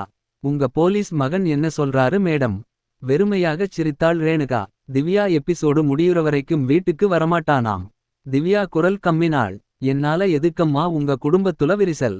கேஸ் முடியும் வரைக்கும் நான் அரசு இல்லத்துல தங்கிட்டு போறேன். டியாரா குறுக்கிட்டான். Divya, if you don't mind, என் அவுட் ஹவுஸ்ல நீங்க தங்கிக்கலாம். டியாரா, இந்த சூழ்நிலையில அவ உங்க கூட தங்கறது உசிதமில்லை. யார் எதை சொன்னா என்ன? திவ்யா என் கூடவே தங்கட்டும். அவளுக்காக இல்லாட்டியும் அவ வயத்துல வளர்ற குழந்தைக்காக. வயித்துல இருக்கிறது ஆணோ பெண்ணோ அதுவும் என் பேரன் பேத்தி மாதிரிதானே. உணர்ச்சிவசப்பட்டாள் திவ்யா. பெற்ற மகனை விட அந்நிய பெண். என்னை அதிகம் நம்புறீங்களேம்மா. நான் உண்மையிலேயே கொலைகாரியே இருந்தா ஒவ்வொரு நொடியுமே வாழ்க்கை நம்பிக்கையிலதான் நகருது. கிளி அசைவம் சாப்பிடாது என்பது என் நம்பிக்கை. மல்லிகை பூக்கள் எப்போதும் வெண்மைதான் என்பது என் நம்பிக்கை. இரவில் சூரியன் உதிக்காது என்பதும் என் நம்பிக்கை. இவை அனைத்தும் பொய்த்தால் திவ்யா கொலைகாரி என்பது உண்மையாகும். எனக்கேற்படும் நன்றியுணர்ச்சியை வார்த்தையில் அளந்து வடிக்க முடியாதம்மா. அழுதாள் திவ்யா. டியாரா இருவரின் உரையாடல்களையும் மௌனமாய் உள்வாங்கினான். டியாரா, இது தான் என் விசிட்டிங் கார்டு. என் பங்களா கரோல்பாக்கில் பிரேம் நகரில் இருக்கு. நீ இப்ப எங்க போற? 3 முக்கியமான வேலை இருக்கு டாக்டர். 1. பிரசாந்த் உடலை அவனின் பெற்றோர் பெற்று தகனம் செய்யும் இடத்தை அறிந்து வருகிறேன். அப்பத்தான் திவ்யா தகனத்துல கலந்துக்க உதவியா இருக்கும். 2. பிரசாந்தின் போஸ்ட் மார்ட்டம் ரிப்போர்ட் நகலையும் அருணின் ஒப்புதல் வாக்கு மூலத்தையும் பார்த்து வருகிறேன் மேடம். 3. காவல்துறை அனுமதியுடன் திவ்யா பிரசாந்த் தங்கியிருந்த பிளாட்டை முழுக்க அலசி ஆராய்ந்து வருகிறேன். டாக்டர் ரேணுகா ஆமோதித்தாள். அப்படியே செய் டியாரா. 3. அதிமுக்கியம் திவ்யா தனது கணவனின் தகனத்தில் கலந்து கொள்வதுதான். ஆமாமா. டியாரா வாடகை டாக்ஸியில் புறப்பட்டான். அவன் போகும் வரை காத்திருந்த ரேணுகா திவ்யாவை ஏற்றிக்கொண்டு தனது காரை ஸ்டார்ட் செய்தாள். பரபரப்பான கோர்ட் வளாகத்தை விட்டு கார் வெளியேறியது. பிரதான சாலை போக்குவரத்தில் கலந்தது. 2 பெண்மணிகளும் புறப்பட்டு போவதை இரு இரத்த நிற கண்கள் விடாமல் கண்காணித்தன. நியூடெல்லி காவல்துறை தலைமையகம். நீல நிற சிசாரி வகை ஃபுல் சூட்டில் மிடுக்காக இருந்தான் டியாரா. குளிர் கண்ணாடியை உரித்து கோட் பையில் கோர்த்தபடி காரை விட்டு இறங்கி நடந்தான். அலுவலில் ஈடுபட்டிருந்த அனுபவ் கனத்த பூட்ஸ் சப்தம் கேட்டு நிமிர்ந்தான். குரலில் போலி மரியாதை ஏற்றி, வாங்க mister detective Tiara Rajkumar. Take your seat. அமர்ந்தான். பிரசாந்தின் போஸ்ட் மார்ட்டம் ரிப்போர்ட் வந்துருச்சா? வந்துருச்சு. ஏன்? நான் பார்க்கணும். You are a private detective. நீங்க PM. ரிப்போர்ட்டை பார்க்க அனுமதிக்க மாட்டேன். நான் ஏற்கனவே CPI டைரக்டர்கிட்டே பேசிட்டேன். அவர்கிட்ட பேசுறீங்களா? பேசியபடி நம்பரை சுழற்றி டயல் டோன் கேட்டான். ரிசீவரை நீட்டினான் டியாரா. எதிர்முனையில் சிபிஐ டைரக்டர். வணக்கம் சார். நான் அசிஸ்டன்ட் கமிஷனர் அனுபவ் பேசுகிறேன். பிரசாந்தோட போஸ்ட் மார்ட்டம் ரிப்போர்ட் பார்க்கணும்னு தமிழ்நாட்டு டியாரா வந்திருக்கார். டியாராவின் புகழ் இன்டர்போல் வரைக்கும் பரவியிருக்கு. இளவரசி ஜேனட் கேஸ்ல ஆஜரானவர். ஒரு முறை பறக்கும் விமானத்தில் பிரதமரையே காத்தவர். டெரரிஸ்ட்களுக்கு அவர் ஒரு terror. Please cooperate with him. Thank you sir என்றபடி அனுபவ் ரிசீவரை வைக்க டெலிபோன் சினுங்கியது. மீண்டும் ரிசீவரை எடுத்தான் அனுபவ். நீ அனுபவ் தானே? எதிர்முனை கரகரத்தது. ஆமா சார். நீங்க? என் அடையாளம் உனக்கு அனாவசியம். Tiara is very dangerous and cunning detective CBI director என்ன உனக்கு அத்தாரிட்டியா கட்டளையிட? டியாராவிடம் பிரசாந்த் சம்பந்தமாக எதுவும் தராதே, எதுவும் பேசாதே. எதிர்முனை கோமா நிலை ஆழ்ந்தது. டியாரா. இரண்டாவதாக பேசியவர் என்னைப் பற்றி எதுவோ நெகடிவ்வா கூறி உங்களை எச்சரிச்சார் போல. மழுப்பினான் அனுபவ். நத்திங் இருங்க பி. எம். ரிப்போர்ட்ட தரேன். போஸ்ட்மார்ட்டம் ரிப்போர்ட்டை கொண்டு வந்து நீட்டினான் அனுபவ். வாங்கி கவனமாக வாசித்தான் டியாரா. பிரசாந்த் எலும்பு மஜ்ஜைகளை தாக்கி ஒட்டுமொத்தமாய் வெள்ளணுக்களை அழிக்கும் விஷவகையால் கொல்லப்பட்டிருக்கிறான். மெல்லக் கொல்லும் விஷம். பிரசாந்துக்கு நள்ளிரவில் புகட்டப்பட்டிருக்கலாம். பலவந்தம் காணப்படவில்லை. விடியற்காலை 2 - 3 மணிக்குள் மரணம் சம்பவித்திருக்கலாம். மொத்தத்தில் போஸ்ட்மார்ட்டம் ரிப்போர்ட்டில் யூகம் அதிகமிருந்தது. விஷம் புகட்டப்பட்ட நேரமும் மரண நேரமும் துல்லியமாக குறிப்பிடப்படவில்லை. திருப்பி அனுபவிடமே ரிப்போர்ட்டை கையளித்தான் டியாரா. டியாரா. அருணின் ஒப்புதல் வாக்குமூலம் நகல். கோர்ட்டில் சமர்ப்பிச்சிருக்கோம். வேணுமின்னா இன்னும் சில நாட்களில் நகல் தர முயற்சிக்கிறேன். திவ்யா. பிரசாந்த் தங்கியிருந்த பிளாட்டை சோதனை போட்டுவிட்டீர்களா? போட்டாயிற்று. இப்ப சீல் வைத்திருக்கிறோம். உங்கள் சோதனையில் என்ன கிடைச்சது அனுபவ்? அருண் திவ்யாவுக்கு எழுதிய காதல் ரசம் சொட்டும் கடிதங்கள் 100க்கு மேல் கிடைச்சது. திவ்யா அனைத்தையும் தனது பெட்டியில் பத்திரப்படுத்தியிருந்தாள்.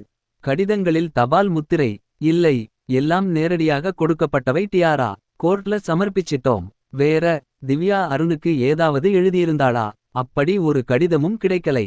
அவ புத்திசாலி. ரொம்ப ரொம்ப முன்னெச்சரிக்கையா இருந்திருக்கா. டியாரா. மறுக்கவில்லை டியாரா. டியாரா. நீங்க திவ்யா பிளாட்டை போய் பார்க்கலாம். ஆனா கூட என் 2 துணை அதிகாரிகள் வருவாங்க. பரவாயில்லையா? தாராளமா வரட்டும். நீங்க ஏதாவது புதுசா கைப்பற்றினால் அதை நீங்க எங்க போரன்சிக் வீப்பிள் கிட்டதான் ஒப்படைக்கணும். ஓகே. ஓகே அனுபவ். எழுந்தான் டியாரா. அனுபவ்வின் கை குலுக்கி புறப்பட்டான். டியாரா போனதும் வெகுநேரம் யோசனையில் ஆழ்ந்தான் அனுபவ். இரண்டாவதாக தொலைபேசியில் பேசிய ஆள் யார்? திவ்யாவுக்கு எதிரான சதி உண்மையா? அல்லது திவ்யா தப்பிவிடக்கூடாதென்று அக்கறையா? எது? எது? எது? பிளாட்டின் வெளிப்பூட்டிலுள்ள சீலை அகட்டி பூட்டை திறந்தான் டியாரா. உடன் 2 அதிகாரிகள். பிரசாந்தின் துணிகளும் திவ்யாவின் துணிகளும் இறைந்து கிடந்தன. பீரோவில் இருந்த ஆல்பங்களை பிரித்து பார்த்தான் டியாரா. பெரும்பாலான படங்களில் அருண், திவ்யா, பிரசாந்த் தம்பதியுடன் அந்நியோன்மாக காணப்பட்டான். நெற்றி சுருக்கினான் டியாரா. எத்தனையோ இடங்களில் நண்பன், காதலன் ஆகிய சம்பவங்கள் மனக்கண்ணில் கைகோர்த்தன. பிரசாந்தின் உடைமைகளுடன் ஒரு பதிவு தபால் பிரிக்கப்பட்டு கிடந்தது. எடுத்தான் டியாரா. அது பிரசாந்தின் தாத்தா பிரசாந்துக்கு எழுதியது. அதில், என்னுயிர் பேரனுக்கு. நான் நலமில்லை. நீ நலமா? என் மகன் மருமகள்கிட்டேதான் நீ அனுமதி கேட்கவில்லை. திவ்யாவை காதல் மனம் செய்து கொள்ள. உன் அன்பு தாத்தா என்னிடமாவது ஒரு வார்த்தை கூறியிருக்கலாமே பிரசாந்த். உன் திருமணத்துக்கு ராஜபார்வை தாத்தா மாதிரி திருட்டுத்தனமாக ஓடி வந்திருப்பேனே. இந்த 4 வருடம் கடிதம் எழுதாமல் வீம்பாக இருந்துவிட்டேனே தவிர அவ்வப்போது உன்னையும் திவ்யாவையும் நான் பார்க்காமலில்லை. திவ்யா உனக்கேற்ற அழகிதான். உன் தேர்வு கனகச்சிதம். குழந்தை பெற்றுக்கொள்ளாமல் தள்ளிப்போடுகிறீர்களா? உதைப்பேன் படுவா. கொள்ளு பேரனை பெற்று தாடா. நான் இந்த டிசம்பர் தாண்டுவேனா என்பது சந்தேகம். என்னுடைய 5 கோடி ரூபாய் சொத்தை கொள்ளுப்பேரனுக்கு கொள்ளுப்பேத்திக்கு எழுதி வைக்கிறேன். கொள்ளுப்பேரன் கொள்ளுப்பேத்தி பிறப்பிலாவது நம் குடும்பம் ஒன்று சேரட்டும். இப்படிக்கு. அன்புள்ள தாத்தா. ஒட்டப்பிடாரம். மார்த்தாண்டன் செப்டம்பர் 10 97. பின்குறிப்பு. உயிலின் நகலை நமது குடும்ப வக்கீலிடம் பெற்றுக்கொள். கடித்ததை வாசித்து முடித்ததும் இருண்டான் டியாரா. கள்ளக்காதலுக்காக கணவனை கொன்றாளோ திவ்யா? 5 கோடி ரூபாய் பணத்துக்காக கணவனின் உயிரணுவை சுமக்கிறாளோ? கேஸின் ஒவ்வொரு நகர்ச்சியும் திவ்யாவுக்கு எதிராய். நாம்தான் அவசரப்பட்டு சாத்தானுக்கு பல்லக்கு தூக்குகிறோமோ? பெண்களிலும் கெட்டவர்கள் இருக்கத்தானே செய்வார்கள். மெதுவாக அவநம்பிக்கை திவ்யாவின் மீது விஸ்வரூபித்தது. கிடைத்த ஆதாரங்களை டியாரா அனுபவின் துணை அதிகாரிகளிடம் கையளித்தான். மீண்டும் பிளாட்டின் வெளிக்கதவை பூட்டி மீண்டும் சீல் வைத்தான் டியாரா. மின் தகனம் செய்யப்படும் கட்டடம். பிரசாந்தின் பிரேதத்தை அமரர் ஊர்தியிலிருந்து இறக்கினர். காவல்துறை அரணுடன் திவ்யா நிறுத்தி வைக்கப்பட்டிருந்தாள். பிரசாந்தின் பெற்றோர் ஈமக்கிரியை ஏற்பாடுகளை நடத்தி கொண்டிருந்தனர். டியாரா கைகளை கட்டிக்கொண்டு திவ்யாவை திவ்யாவுக்கு தெரியாமல் ஆராய்ந்து கொண்டிருந்தான். அழுது அழுது வற்றி போயிருந்தாள் திவ்யா. இனி அழ ஒரு சொட்டு கண்ணீர் சேமிப்பில் இல்லை. மின் தகனம் செய்யப்பட்ட சில நிமிடங்களே பாக்கியிருந்தன. பிரேதத்தின் அருகில் போனாள் திவ்யா. ரைகர் மார்டிஸ் விடுபட்டு குளிர்பதன உதவியால் சற்றே மெதுமெதுங்கும் உடலை கட்டிக்கொண்டாள் திவ்யா. கொலைப்பழியிலிருந்து விடுபட்டு உண்மைச் சதிகாரர்களை காவல் துறையிடம் கையளித்து உங்கள் குழந்தையை பெற்று மானசீகமாய் உங்களிடம் ஒப்படைப்பேன். இது தமிழ் மண்ணின் மீது ஆணை. ஒரு வீரத் தமிழச்சியின் சூளுரை. பிரசாந்தின் பெற்றோர் கூவினர். நடிக்கிறா. செப்டம்பர் கடைசியில் இறந்த பிரசாந்தின் தாத்தா எழுதி வைத்த 5 கோடி ரூபாய் சொத்தை அபகரிக்க நயவஞ்சக நாடகம். மானசீகமாக மாறுவேடம் பூண்ட நாகப்பாம்பாக திவ்யா தெரிந்தாள் டியாராவுக்கு. 6. டியாரா ராஜ்குமார் பீட்டர் இங்கிலாந்து வகை முழுக்கை சட்டையும் சன்னக்ஸ் வகை ஜீன்ஸும் உடுத்தியிருந்தான். கணவனின் அஸ்தி கலசத்தை கட்டிக்கொண்டு அழும் திவ்யாவிடம் திரும்பினான். டியாரா. திவ்யா. உன்கிட்ட கொஞ்சம் பேசணும். என்ன டியாரா? 5 கோடி ரூபா உயில் விஷயம் உனக்கு முன்னமே தெரியும்தானே? என்கிட்ட ஏன் மறைச்ச? உலகமே உனக்கு எதிராயிருந்தாலும் நானும் டாக்டர் ரேணுகாவும் உனக்கு ஆதரவாய். எங்களை பைத்தியமாக்கிடாதே. அழுதாள்.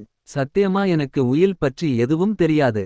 பிரசாந்துக்கு அவர் தாத்தா எழுதிய கடித்தை நீ வாசிக்கல? இல்ல. பிரசாந்தும் காட்டல. நம்ப முடியல. அந்த 5 கோடில ஒரு பைசா கூட என் மகனுக்கோ மகளுக்கோ தேவையில்லைன்னு எழுதி குடுத்துடுறேன் டியாரா. சூழ்நிலைக்கு பொருந்தாமல் கனமாகச் சிரித்தான் டியாரா. உயில்ல ஒரு முக்கியமான நிபந்தனை இருக்கே. தாத்தா தானமாய் வழங்கும் சொத்தை மறுக்க பிரசாந்துக்கோ திவ்யாவுக்கோ உரிமையில்லை. பேரனோ பேத்தியோ மேஜரான உடன் இந்த சொத்து தேவையில்லை என கருதினால் அனாதை இல்லங்களுக்கு அளித்துவிடலாம். இதை தெரிஞ்சுக்கிட்டுத்தான் பொம்பளை புத்தர் மாதிரி சொத்து வேணாம்னு பசப்பரியா? இல்ல டியாரா இல்ல. இதுக்கு மேல பேச எனக்கு தெரியல. மௌனமே உத்தமம். பெரு மூச்சு விட்டான் டியாரா. திவ்யா. தொடர்ந்து இந்த கேஸில் டிடெக்ஷனில் இறங்குகிறேன்.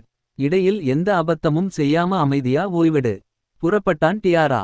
அவன் போவதையே வெறித்து பார்த்து கொண்டிருந்தாள் திவ்யா.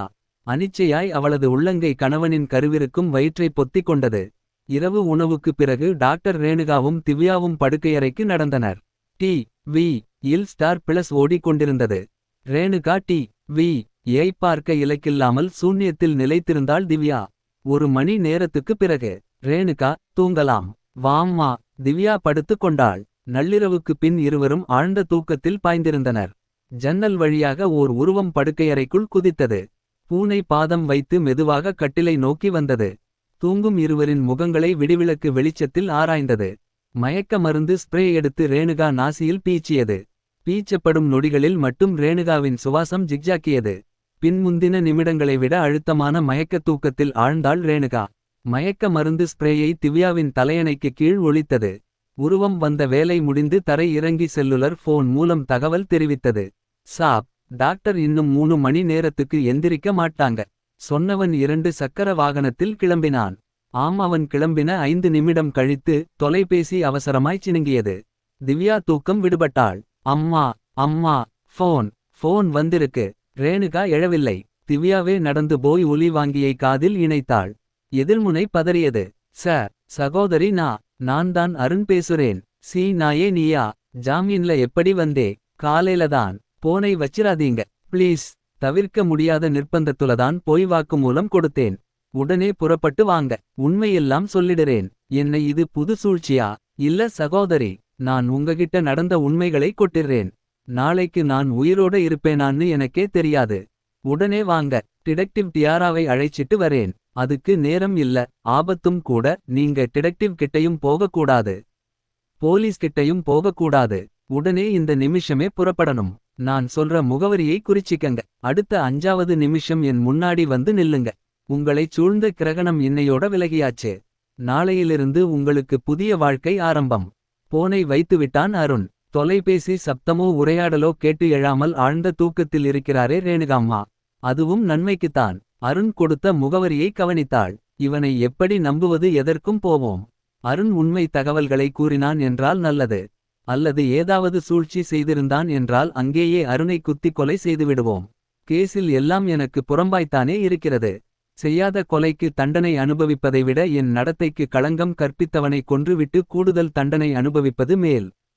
டியாராவிடம் தகவல் கூறினால் கூடிய மேகங்கள் கலைந்துவிடும். நைட்டியிலிருந்தவள் சுடிதாருக்கு மாறினாள் திவ்யா. சமையலறையிலிருந்து கத்தியை எடுத்து துணி சுற்றி இடுப்பில் ஒளித்தாள். மெதுவாக கீழிறங்கி வந்தாள். பங்களாவை தாண்டி நடந்தாள். சொல்லி வைத்தாற்போல ஒரு ஆட்டோ அவளை மெதுவாக கடந்தது. கை காட்டினாள். பின்னுக்கு வந்தது. இடம் சொல்லி ஏறி அமர்ந்தாள். ஆட்டோ பறந்தது. இருளிலிருந்து ஒரு மப்பி எழுந்தது. சார், நான் டி.ஆர். சர்வைலைன்ஸ் பேசுகிறேன். என்னப்பா அனுபவ், உங்க வீட்ல இருந்து இப்பத்தான் திவ்யா வெளில போறா. My God. என் அம்மாவுக்கு என்னாச்சு? அவங்களை ஏதாவது பண்ணிட்டு போயிருக்க போறா. மப்பி பங்களாவுக்குள் போனது. மயக்கத்திலிருக்கும் ரேணுகாவை பார்த்தான். திவ்யாவின் தலையணையை தள்ளினான். மயக்க மருந்து ஸ்ப்ரே. சார், உங்க அம்மாவை மயக்கப்படுத்திட்டு போயிருக்கா. ஓகே. அவ போன ஆட்டோவை டிராபிக் போலீஸ் கண்காணிக்கும். ஓவர். அருண் சொன்ன முகவரியில் ஆட்டோ நின்றது. பணம் கொடுக்க திவ்யா முயற்சி செய்ய பணத்தை வாங்காமல் ஆட்டோ பறந்தது. திவ்யா உள்ளே நடப்பதை டிராபிக் போலீஸ் அனுபவுக்கு வயர்லெஸ்ஸில் தெரிவித்தது. Okay. அவள் பின்னாடியே போய் அவளும் அருணும் பேசுவதை ஒட்டு கேளுங்க. அனுபவ். பங்களா தனிமையாய் பயமூட்டியது. ஒவ்வொரு அறையாய் தேடியபடி நடந்தாள் திவ்யா. அருணின் வாயில் பிளாஸ்திரி ஒட்டப்பட்டிருந்தது. ஒரு முரட்டு ஆசாமி கையில் சைலன்சர் பொருத்திய பிஸ்டலுடன் அருகில் நின்றிருந்தான். காசுக்கு ஆசைப்பட்டு நட்பையும் நண்பன் மனைவியையும் வஞ்சிச்சிட்ட என்னை விட மோசமான ஆள் நீ. பியூன் பியூன் பியூன். சுட்டான். அருணின் தலை சரிந்தது. நெஞ்சில் ரத்தம் பொங்கியது. அருண் இறந்ததை உறுதிப்படுத்திக் கொண்டு பிளாஸ்திரியை உரித்து பத்திரப்படுத்திக் கொண்டான். துப்பாக்கியை துடைத்து கீழே வீசினான். திவ்யாவின் காலடி அரவம் கேட்டு விலகினான். இருட்டாக இருந்த அறை விளக்கை உயிர்ப்பித்தாள். வானம் வரை அதிர்ந்தாள். இரத்த வெள்ளத்தில் பிணமாய் அருண். ஹான். விக்கித்துப் போனாள் திவ்யா. புதிய சதிவலை பார்வையானது. அருணின் பிரேதத்தின் அருகில் போனாள். சதிக்கு உதவி அதே சதிக்கு உணவாகி போனாயே மிருகமே. எட்டி உதைத்தாள். பிரேதம் அசைந்தது. மீண்டும் டாக்டர் ரேணுகாவின் பங்களாவுக்கு மின்னல் வேகத்தில் திரும்பிவிடுவது உத்தமம். ஆக்கையாக திரும்பினாள். சபாஷ் சபாஷ். கை தட்டியபடி உட்பட்டான் அனுபவ். அதிர்ந்தாள். இதென்ன நாடகம் அனுபவ்? என்னை வரச் சொல்லி அருணையும் கொன்று யார் சொல்லி இதெல்லாம் நடக்கிறது? Bloody woman. எட்டி உதைத்தான். காம வெறியும் பண வெறியும் பிடித்த பிசாசே. இன்னும் நாடகம் ஆடாதே. மயக்க மருந்து கொடுத்து என் தாயாரை தூங்க வைத்துவிட்டு வந்து அப்ரூவரை சாகசமாக கொன்றிருக்கிறாய். துப்பாக்கியை கர்ச்சிப்பால் பிடித்து தூக்கி பார்த்து. ஓ. காட்டேஜ் இண்டஸ்ட்ரி தயாரிப்பு. கருப்பு மார்க்கெட்ல வாங்கியிருக்கே. அனுபவின் பின் போலீஸ் படை தோன்றியது. இவளை கைது செய்யுங்கள். குதித்து முரண்டு பண்ணி கத்தினாள் திவ்யா. நான் கொலை பண்ணல.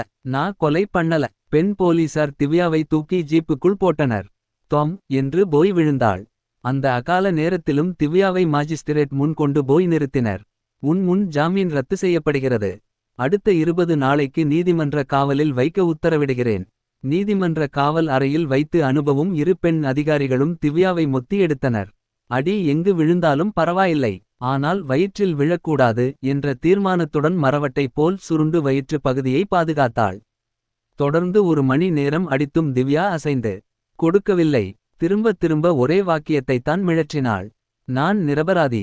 அடித்து ஓய்ந்த அனுபவ் பெண் அதிகாரிகளிடம் திரும்பினான். இவ காயங்களுக்கு ட்ரெஸ்ஸிங் செய்து செடேடிவ் இன்ஜெக்ட் பண்ண ஏற்பாடு பண்ணுங்க.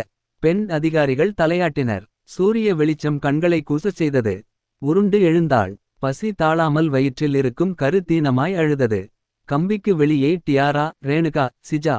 மாமா. மா. உங்களுக்கு மயக்க மருந்து நான் கொடுக்கலைம்மா. அருணை விட்டு பேசி என்னை வரச் சொல்லி. நான் வரும் நேரத்தில் அருணை கொன்று பூதாகரமான சூழ்ச்சிம்மா. மேல மேல என்ன நடக்குமோன்னு நினைக்க பயமாயிருக்கு. அடுத்து உங்களை குறி வச்சாலும் குறிவைப்பாங்க. தயவு செஞ்சு என்னை விட்டு விலகி போயிடுங்க. என் துரதிஷ்டம் என்னை மட்டுமல்ல என் நிழலை நெருங்கியவர்களையும் காவு கேட்கிறது. இனி நான் எந்த நியாயம் பேச? டியாரா சீறினான். இவ்வளவு பேசுற. ஆனா முட்டாள் பெண்ணே. நேற்று அருண் கூப்பிட்டப்ப ஏன் தனியா போன? வலையில் விரும்பி சிக்கினா நான் என்ன பண்றது? சிஜா முன் வந்தாள். அவ மேலேயே குற்றப்பத்திரிகை வாசிக்காதீங்க. திவ்யா. நான் டியாராவின் சிஷ்யை. குண்டு டிடெக்டிவ். நம்மகிட்ட சாதுவான அணுகுமுறை எதுவும் கிடையாது. எல்லாம் தடாலடிதான். இது கோயில் யானை இல்ல. கோயில் வாசல்ல காதாட்ட காட்டு யானை. எதிர்ப்பட்ட எதிரிகளை மிதிச்சு துவம்சம் பண்ணிடுவேன். உனக்கு யார் மீது சந்தேகம்? சுட்டு விரல் நீட்டு. நிதானித்து அழுத்தமாக அறிவித்தாள் திவ்யா. என் கணவன் பணிபுரிந்த பாதுகாப்பு அமைச்சகத்தில்தான் சதியின் சூத்திரதாரி இருக்கிறான். சிஜா மாபெரும் சாகசம் செய்யத் தயாரானாள். சூத்திரதாரி விஸ்கி குடித்தபடி சிரித்தார். திவ்யா தப்பிக்கும் எல்லா வழிகளும் மூடப்பட்டன. நமக்கு உதவின அருணும் திவ்யா பேரால் கொலை. வாரே வாவ். 7. சிஜா ஷெர்வானி மாடல் முழங்கால் வரை நீண்ட கருநீல கோட் அணிந்திருந்தாள். மார்பு பகுதியில் பிரில் வேலை. இறுக்கமான கால் சட்டை. நைக்கிஷு. கண்களில் ரேபான். பியஷே வகை கை கடிகாரம் இடது மணிக்கட்டில் அணிந்திருந்தாள். தலை கேசத்தை படியச் சீவி கச்சிதமாக கொண்டை போட்டிருந்தாள். வாயில் பபிள்கம். விசாரணையை பாதுகாப்பு அமைச்சகத்தில் ஆரம்பிக்க நினைத்திருந்தாலும் சிஜா சம்பிரதாயமாக பிரசாந்தின் பெற்றோரிடமிருந்து ஆரம்பித்தாள். தோட்டம் சார்ந்த குட்டி பங்களா. பிரசாந்தின் தந்தை வாசுதேவன் ஓய்வு பெற்ற இராணுவ அதிகாரி. உயர்ந்த மனிதன், சிவாஜி போல் மிடுக்காய் இருந்தார். தோட்டத்தில் அவர் கால் மேல் கால் போட்டு அமர்ந்திருக்க எதிரே பிரசாந்தின் தம்பி பாலாஜி இருவருக்கும் காப்பி கொண்டு வந்து நீட்டினாள். அம்மாவை சிஜா நடந்து வருவதை பார்த்து அவர்களது வளர்ப்பு நாய் வஃப் வஃப் என்றது. காம் டவுன் முசி. யார் நீ, பெண்ணே? டிடெக்டிவ் டியாராவின் அசிஸ்டன்ட். என்ன விஷயம்? உங்கள் மகன் பிரசாந்த் மரணம் பற்றி சில கேள்விகள் கேட்க வேண்டும். கோர்ட்டிடமும் நியூ டெல்லி காவல் துறையிடமும் கூறிக்கொள்கிறோமே. Please cooperate with us. Okay, வா, வந்து உட்கார். இவருக்கும் ஒரு கப் காப்பி கொண்டு வா. மனைவியிடம் ஆணை பிறப்பித்தார். அமர்ந்த சிஜாவை அழுத்தமாக பார்த்தார். பார்க்க நீ தமிழ்நாட்டு பெண் மாதிரி இல்லை. பஞ்சாபி போல கனமாய் உயரமாய் சிவந்து காணப்படுகிறாய். பேரும் உருவமும் தான் மிரட்டும். நான் கலப்படமில்லாத தமிழச்சி. சரி, கேட்கப் போகும் கேள்விகளை கேள். முனைப்பானாள் சிஜா. பிரசாந்த் காதல் திருமணம் செஞ்சு 4 வருஷமாகுது. 4 வருஷமா அவரின் திருமணத்தை நீங்க அங்கீகரிக்கலே. அவர் வீட்டு பக்கம் கூட எட்டி பார்க்கலை. அதே பிரசாந்தை இழந்தவுடன் உங்களுக்குப் பாசம் பீரிடுகிறது. கோர்ட்டுக்கும் போலீசுக்கும் ஓடுகிறீர்கள். மருமகள் திவ்யா தூக்கில் தொங்கினால்தான் திருப்தி என்கிறீர்கள். ஏனிந்த இரட்டை வேடம்? பாலாஜி கத்தினான். ஏய் குண்டு டிடெக்டிவ், கேள்வி கேட்கும் சாக்கில் எங்கள் மீது அவதூறு சேற்றை இறைக்கிறாயா? பாலாஜியை அடக்கினார் வாசுதேவன். நீ சின்ன பச்சா, நீ சும்மா இரு பாலாஜி. திரும்பி பெற்ற மகன் பெற்றோரின் அனுமதி இல்லாம ஒரு பொண்ணை காதல் மனம் செஞ்சு கிட்டா கோபப்படுறது பெற்றோர் இயல்பு. ஆனா அதுக்காக மகன் மீதிருக்கும் பாசம் போயிருமாம்மா? பாசம் நீருபூத்த நெருப்பா கனன்று கெட்டுத்தான் இருந்துச்சு. முதல்ல போய் பேச வரட்டு கௌரவம் தடுத்திருச்சு. பேசாட்டியும் போகாட்டியும் வராட்டியும் மகன் க்ஷேமமாயிருக்கான்னு ஒரு சந்தோஷம் அடி மனசில தித்தித்ததே. அது போச்சம்மா. வேறு யார் கையாலையாவது பிரசாந்த் கொலையுண்டிருந்தா அல்லது ஒரு ஆக்சிடென்ட்ல செத்திருந்தா, வா மருமகளே னு திவ்யாவை ஆளா எங்க வீட்டுக்கு அழைச்சிக்கிட்டு வந்திருப்பேன். கொலைகாரி திவ்யாதான்னு அப்பட்டமா தெரியறப்ப அவளுக்கு தண்டனை வாங்கி கொடுக்காம இருப்பமா? திவ்யா பிரசாந்தை கொலை பண்ணினதை நேரில் பார்த்தீங்களா? நடப்பவை எல்லாம் திவ்யாவுக்கு எதிரான சூழ்ச்சிகளாக ஏன் இருக்கக்கூடாது? சென்னையில் ஓர் அதிகாரி மீது தாக்கியதாக ஒரு ஆசாமி கைது செய்யப்பட்டான். சில வருடம் கழித்து இப்ப சி.பி.ஐ. முன்னாடி குற்றஞ்சாட்டப்பட்ட ஆசாமி அமிலம் வீசவில்லை. உண்மையில் அமிலம் வீசியது வேறொரு நபர் என்கிறது. அன்று பிரிட்டிஷார் தங்களுக்கு ஏவல் செய்ய காவல்துறையை உருவாக்கினர். அதே ஏவல் வேலையை இன்றைய காவல்துறை ஆளும் அரசியல் கட்சிகளுக்குச் செய்கிறது. 50 ஆண்டுகளில் காவல்துறைக்கு எஜமானர்கள் மட்டுமே மாறியுள்ளனர். அகல உழாமல் ஆழமாய் உழுதால் உண்மை கொலையாளிகள் உங்கள் கண்களுக்குச் சிக்குவர். அதனைச் செய்யாமல் உங்கள் தந்தையாரின் சொத்து திவ்யாவின் பிறக்கப் போகும் குழந்தைக்குச் சேர்ந்து விடக்கூடாது என்பதிலேயே குறியாக இருக்கிறீர்கள். இது தகுமா? எளிதான வாய்ப்பாட்டுக்கு சிரமமான வியாக்கியானம் கொடுக்கிறாய். காவல்துறையை மோசமாய் திட்டுவது உன்னை போன்ற இளைய தலைமுறைக்கு ஃபேஷனாய் போய்விட்டது. கொலைகாரிக்கு 5 கோடி போனசா? எங்கள் உயிர் போனாலும் அனுமதிக்க மாட்டோம். சரி, ஒரு வாதத்துக்கு திவ்யா கொலையாளி என்று வைத்துக் கொள்வோம். அவர் குழந்தை பெறும் வரை பொறுமை காத்து தீர்ப்பு வந்தவுடன் பேரனையோ பேத்தியையோ பெற்றுக் கொள்ளலாமே. அதற்குள் ஏன் இந்த அவசர நடவடிக்கைகள்? உங்கள் நடத்தையில் கூட எனக்கு சந்தேகம் வருகிறது. உங்களை மீறி திருமணம் செய்த பிரசாந்த திவ்யா தம்பதியினரை பிரிக்க நீங்கள் செய்த சூழ்ச்சியோ பிரசாந்த் மரணம்? அல்லது உங்கள் கோப உணர்வை புரிந்து அண்ணனை சூழ்ச்சியாய் கொல்ல அண்ணியை போலீசில் சிக்க வைக்க உங்கள் சின்ன மகன் பாலாஜி சதி செய்திருப்பாரோ? அவ்வளவுதான். பாலாஜி எழுந்து ஒரு ருத்ர தாண்டவம் ஆடிவிட்டான். யூ பிளடி பிட்ச், விட்டால் நீ பாட்டுக்கு அபாண்டங்களை அடுக்கிக் கொண்டே போவாய் போல. கொலைகாரியின் கைக்கூலியே, தலையில் மூளைக்கு பதில் ஒரு டன் களிமண் பெற்றவளே, உன் பூசணி தலையில் தொடர்ந்து 100 இடிவிழ. என்ன வார்த்தை பேசுகிறாய்? வேறு யாராயிருந்தாலும் இந்நேரம் உன் கழுத்தை நெரித்துக் கொன்றிருப்பார்கள். நாங்கள் மானம் மரியாதைக்கு அஞ்சியவர்கள். உன்னை உயிருடன் விடுகிறோம். 3 எண்ணுவதற்குள் எழுந்து ஓடிவிடு. உங்கள் நேர்மையை சந்தேகித்தால் உங்களுக்கெல்லாம் எவ்வளவு கோபம் வருகிறது. அப்படித்தானே திவ்யாவும். தலைநகரில் அவள் தன்னந்தனியள். இடைவிடாத பீரங்கி தாக்குதல்களை ஒரு சின்ன சாம்பல் குருவி எப்படிச் சமாளிக்கும்? அதிக நாளில்லை ஜென்டில்மேன். 2-3 வாரங்களில் உண்மை கொலையாளியின் முகமூடி கிழிப்பேன். அதுவரை திவ்யாவை தொந்தரவுபடுத்தாதீர்கள். மீண்டும் சந்திப்போம். புயலாய் கிளம்பினாள் சிஜா. அருண் தங்கியிருந்த அறைக்கு போனாள் சிஜா. அருண் அறையில் கூடுதலாய் இன்னும் 2 தங்கியிருந்தனர். அறை முழுதும் சேஷாத்ரி சுவாமிகள் உருவப்படம், ரமண மகரிஷி, ஷிர்டி சாய்பாபா, விவேகானந்தர் படங்கள். இவற்றை எல்லாம் யார் மாட்டினது? இறந்து போன எங்கள் நண்பன் அருண் மேடம். அருணின் நடத்தை எப்படி? சொக்கத்தங்கம் மேடம். யாரிடமும் சிரித்து சிரித்து பேசுவான். பழகின முதல் தடவையிலேயே தொட்டு தொட்டு பேசுவான். நியூடெல்லியில் அவனது உலகம் பிரசாந்த் திவ்யா பிளாட் தான். நியூடெல்லியில் எனக்கொரு தமிழ் தங்கை இருக்கிறாள் என்பான். கோயிலுக்குப் போனால் கூட அவர்களின் குடும்ப நலனுக்காகத்தான் அர்ச்சனையே செய்வான். அத்தனையும் நடிப்பு. இல்லவே இல்லை மேடம். என்ன பேசுகிறீர்கள்? அருணின் ஒப்புதல் வாக்குமூலம் பொய்யா? வாக்குமூலத்தில் அருண் தனக்கும் திவ்யாவுக்கும் கள்ளக்காதல் இருந்தது என சொல்லியிருப்பது உங்களுக்கு தெரியுமா தெரியாதா? பிரசாந்தை அருணும் திவ்யாவும் சேர்ந்துதான் கொன்றார்கள் என்கிறது பிராசிகியூஷன். ஒப்புதல் வாக்கு மூலம் கொடுத்துவிட்டானே என்ற ஆத்திரத்தில் திவ்யா அருணை சுட்டுக் கொன்றாள் என தொடர்கிறது பிராசிகியூஷன். இரு நண்பர்களும் தயங்கி வாய் திறந்தனர். நாங்கள் யூகமாய் பேசுவது தவறு. ஆனாலும் பேச வேண்டிய கட்டாயம். பேசுகிறோம். தங்கை எனச் சுற்றி வந்தவனை குழந்தை இல்லாத திவ்யா வளைத்து போட்டுவிட்டாள். அருணின் உணர்ச்சிகளோடு சாகசமாய் விளையாடிவிட்டாள். பிரசாந்தை நிச்சயம் அருண் கொன்றிருக்க மாட்டான். திவ்யாவின் பொருந்தா காமத்துக்கும் கொலை சதிக்கும் உடந்தையாய் நின்று பாவச் சம்பளம் பெற்றுவிட்டான் அருண். அருண் கவிதைகள் எழுதுவாரா? அப்துல் ரகுமான் வைரமுத்து கவிதைகள் என்றால் அவனுக்கு உயிர். ஏன் கேட்கிறீங்க மேடம்? அருண் அப்பாவி என்கிறீர்கள். திவ்யாவுக்கு 100 காதல் கடிதம் எழுதியிருக்கிறான் என பிராசிகியூஷன் குற்றஞ்சாட்டுகிறதே. திவ்யா வலைக்குள் விழுந்த பின் எழுதியிருப்பான் அருண். அருணுக்கு எதிரிகள் உண்டா? இல்லை. அருண் பிரசாந்துக்கு பொது எதிரி இருக்க வாய்ப்பு உண்டா? எங்களுக்கு தெரிந்து நிச்சயமாக இல்லை. கடந்த சில வாரங்களில் அருணின் நடவடிக்கைகளில் மாற்றம் இருந்ததா? என்னிடமும் போலீசிடமும் நீங்கள் சொல்லாத விட்டுப்போன ஏதாவது புது விஷயம் உண்டா? இல்லை. நாங்கள் சொல்ல விரும்புவது ஒன்றே ஒன்றுதான். அது அருண் உத்தமன். தவறு இருந்தால் அது திவ்யா பக்கமே. பெண்ணுக்கு பெண் இறக்கப்பட்டு திவ்யா பக்கம் சாய்ந்து விடாதீர்கள். She is a devil. She is the real culprit behind the whole episode. குழப்பத்துடன் சிஜா விடை பெற்றாள். அவளது வாகனம் பாதுகாப்புத்துறை அமைச்சகம் நோக்கி பறந்தது. சிஜா தீவிர யோசனையில் ஆழ்ந்தாள். பாதுகாப்புத்துறை அமைச்சகத்தின் தலைமை அலுவலகம். சிஜா தனது காரை நிறுத்திவிட்டு இறங்கினாள். பிரசாந்தும் அருணும் பணிபுரிந்த உபபிரிவுக்கு நடந்தாள்.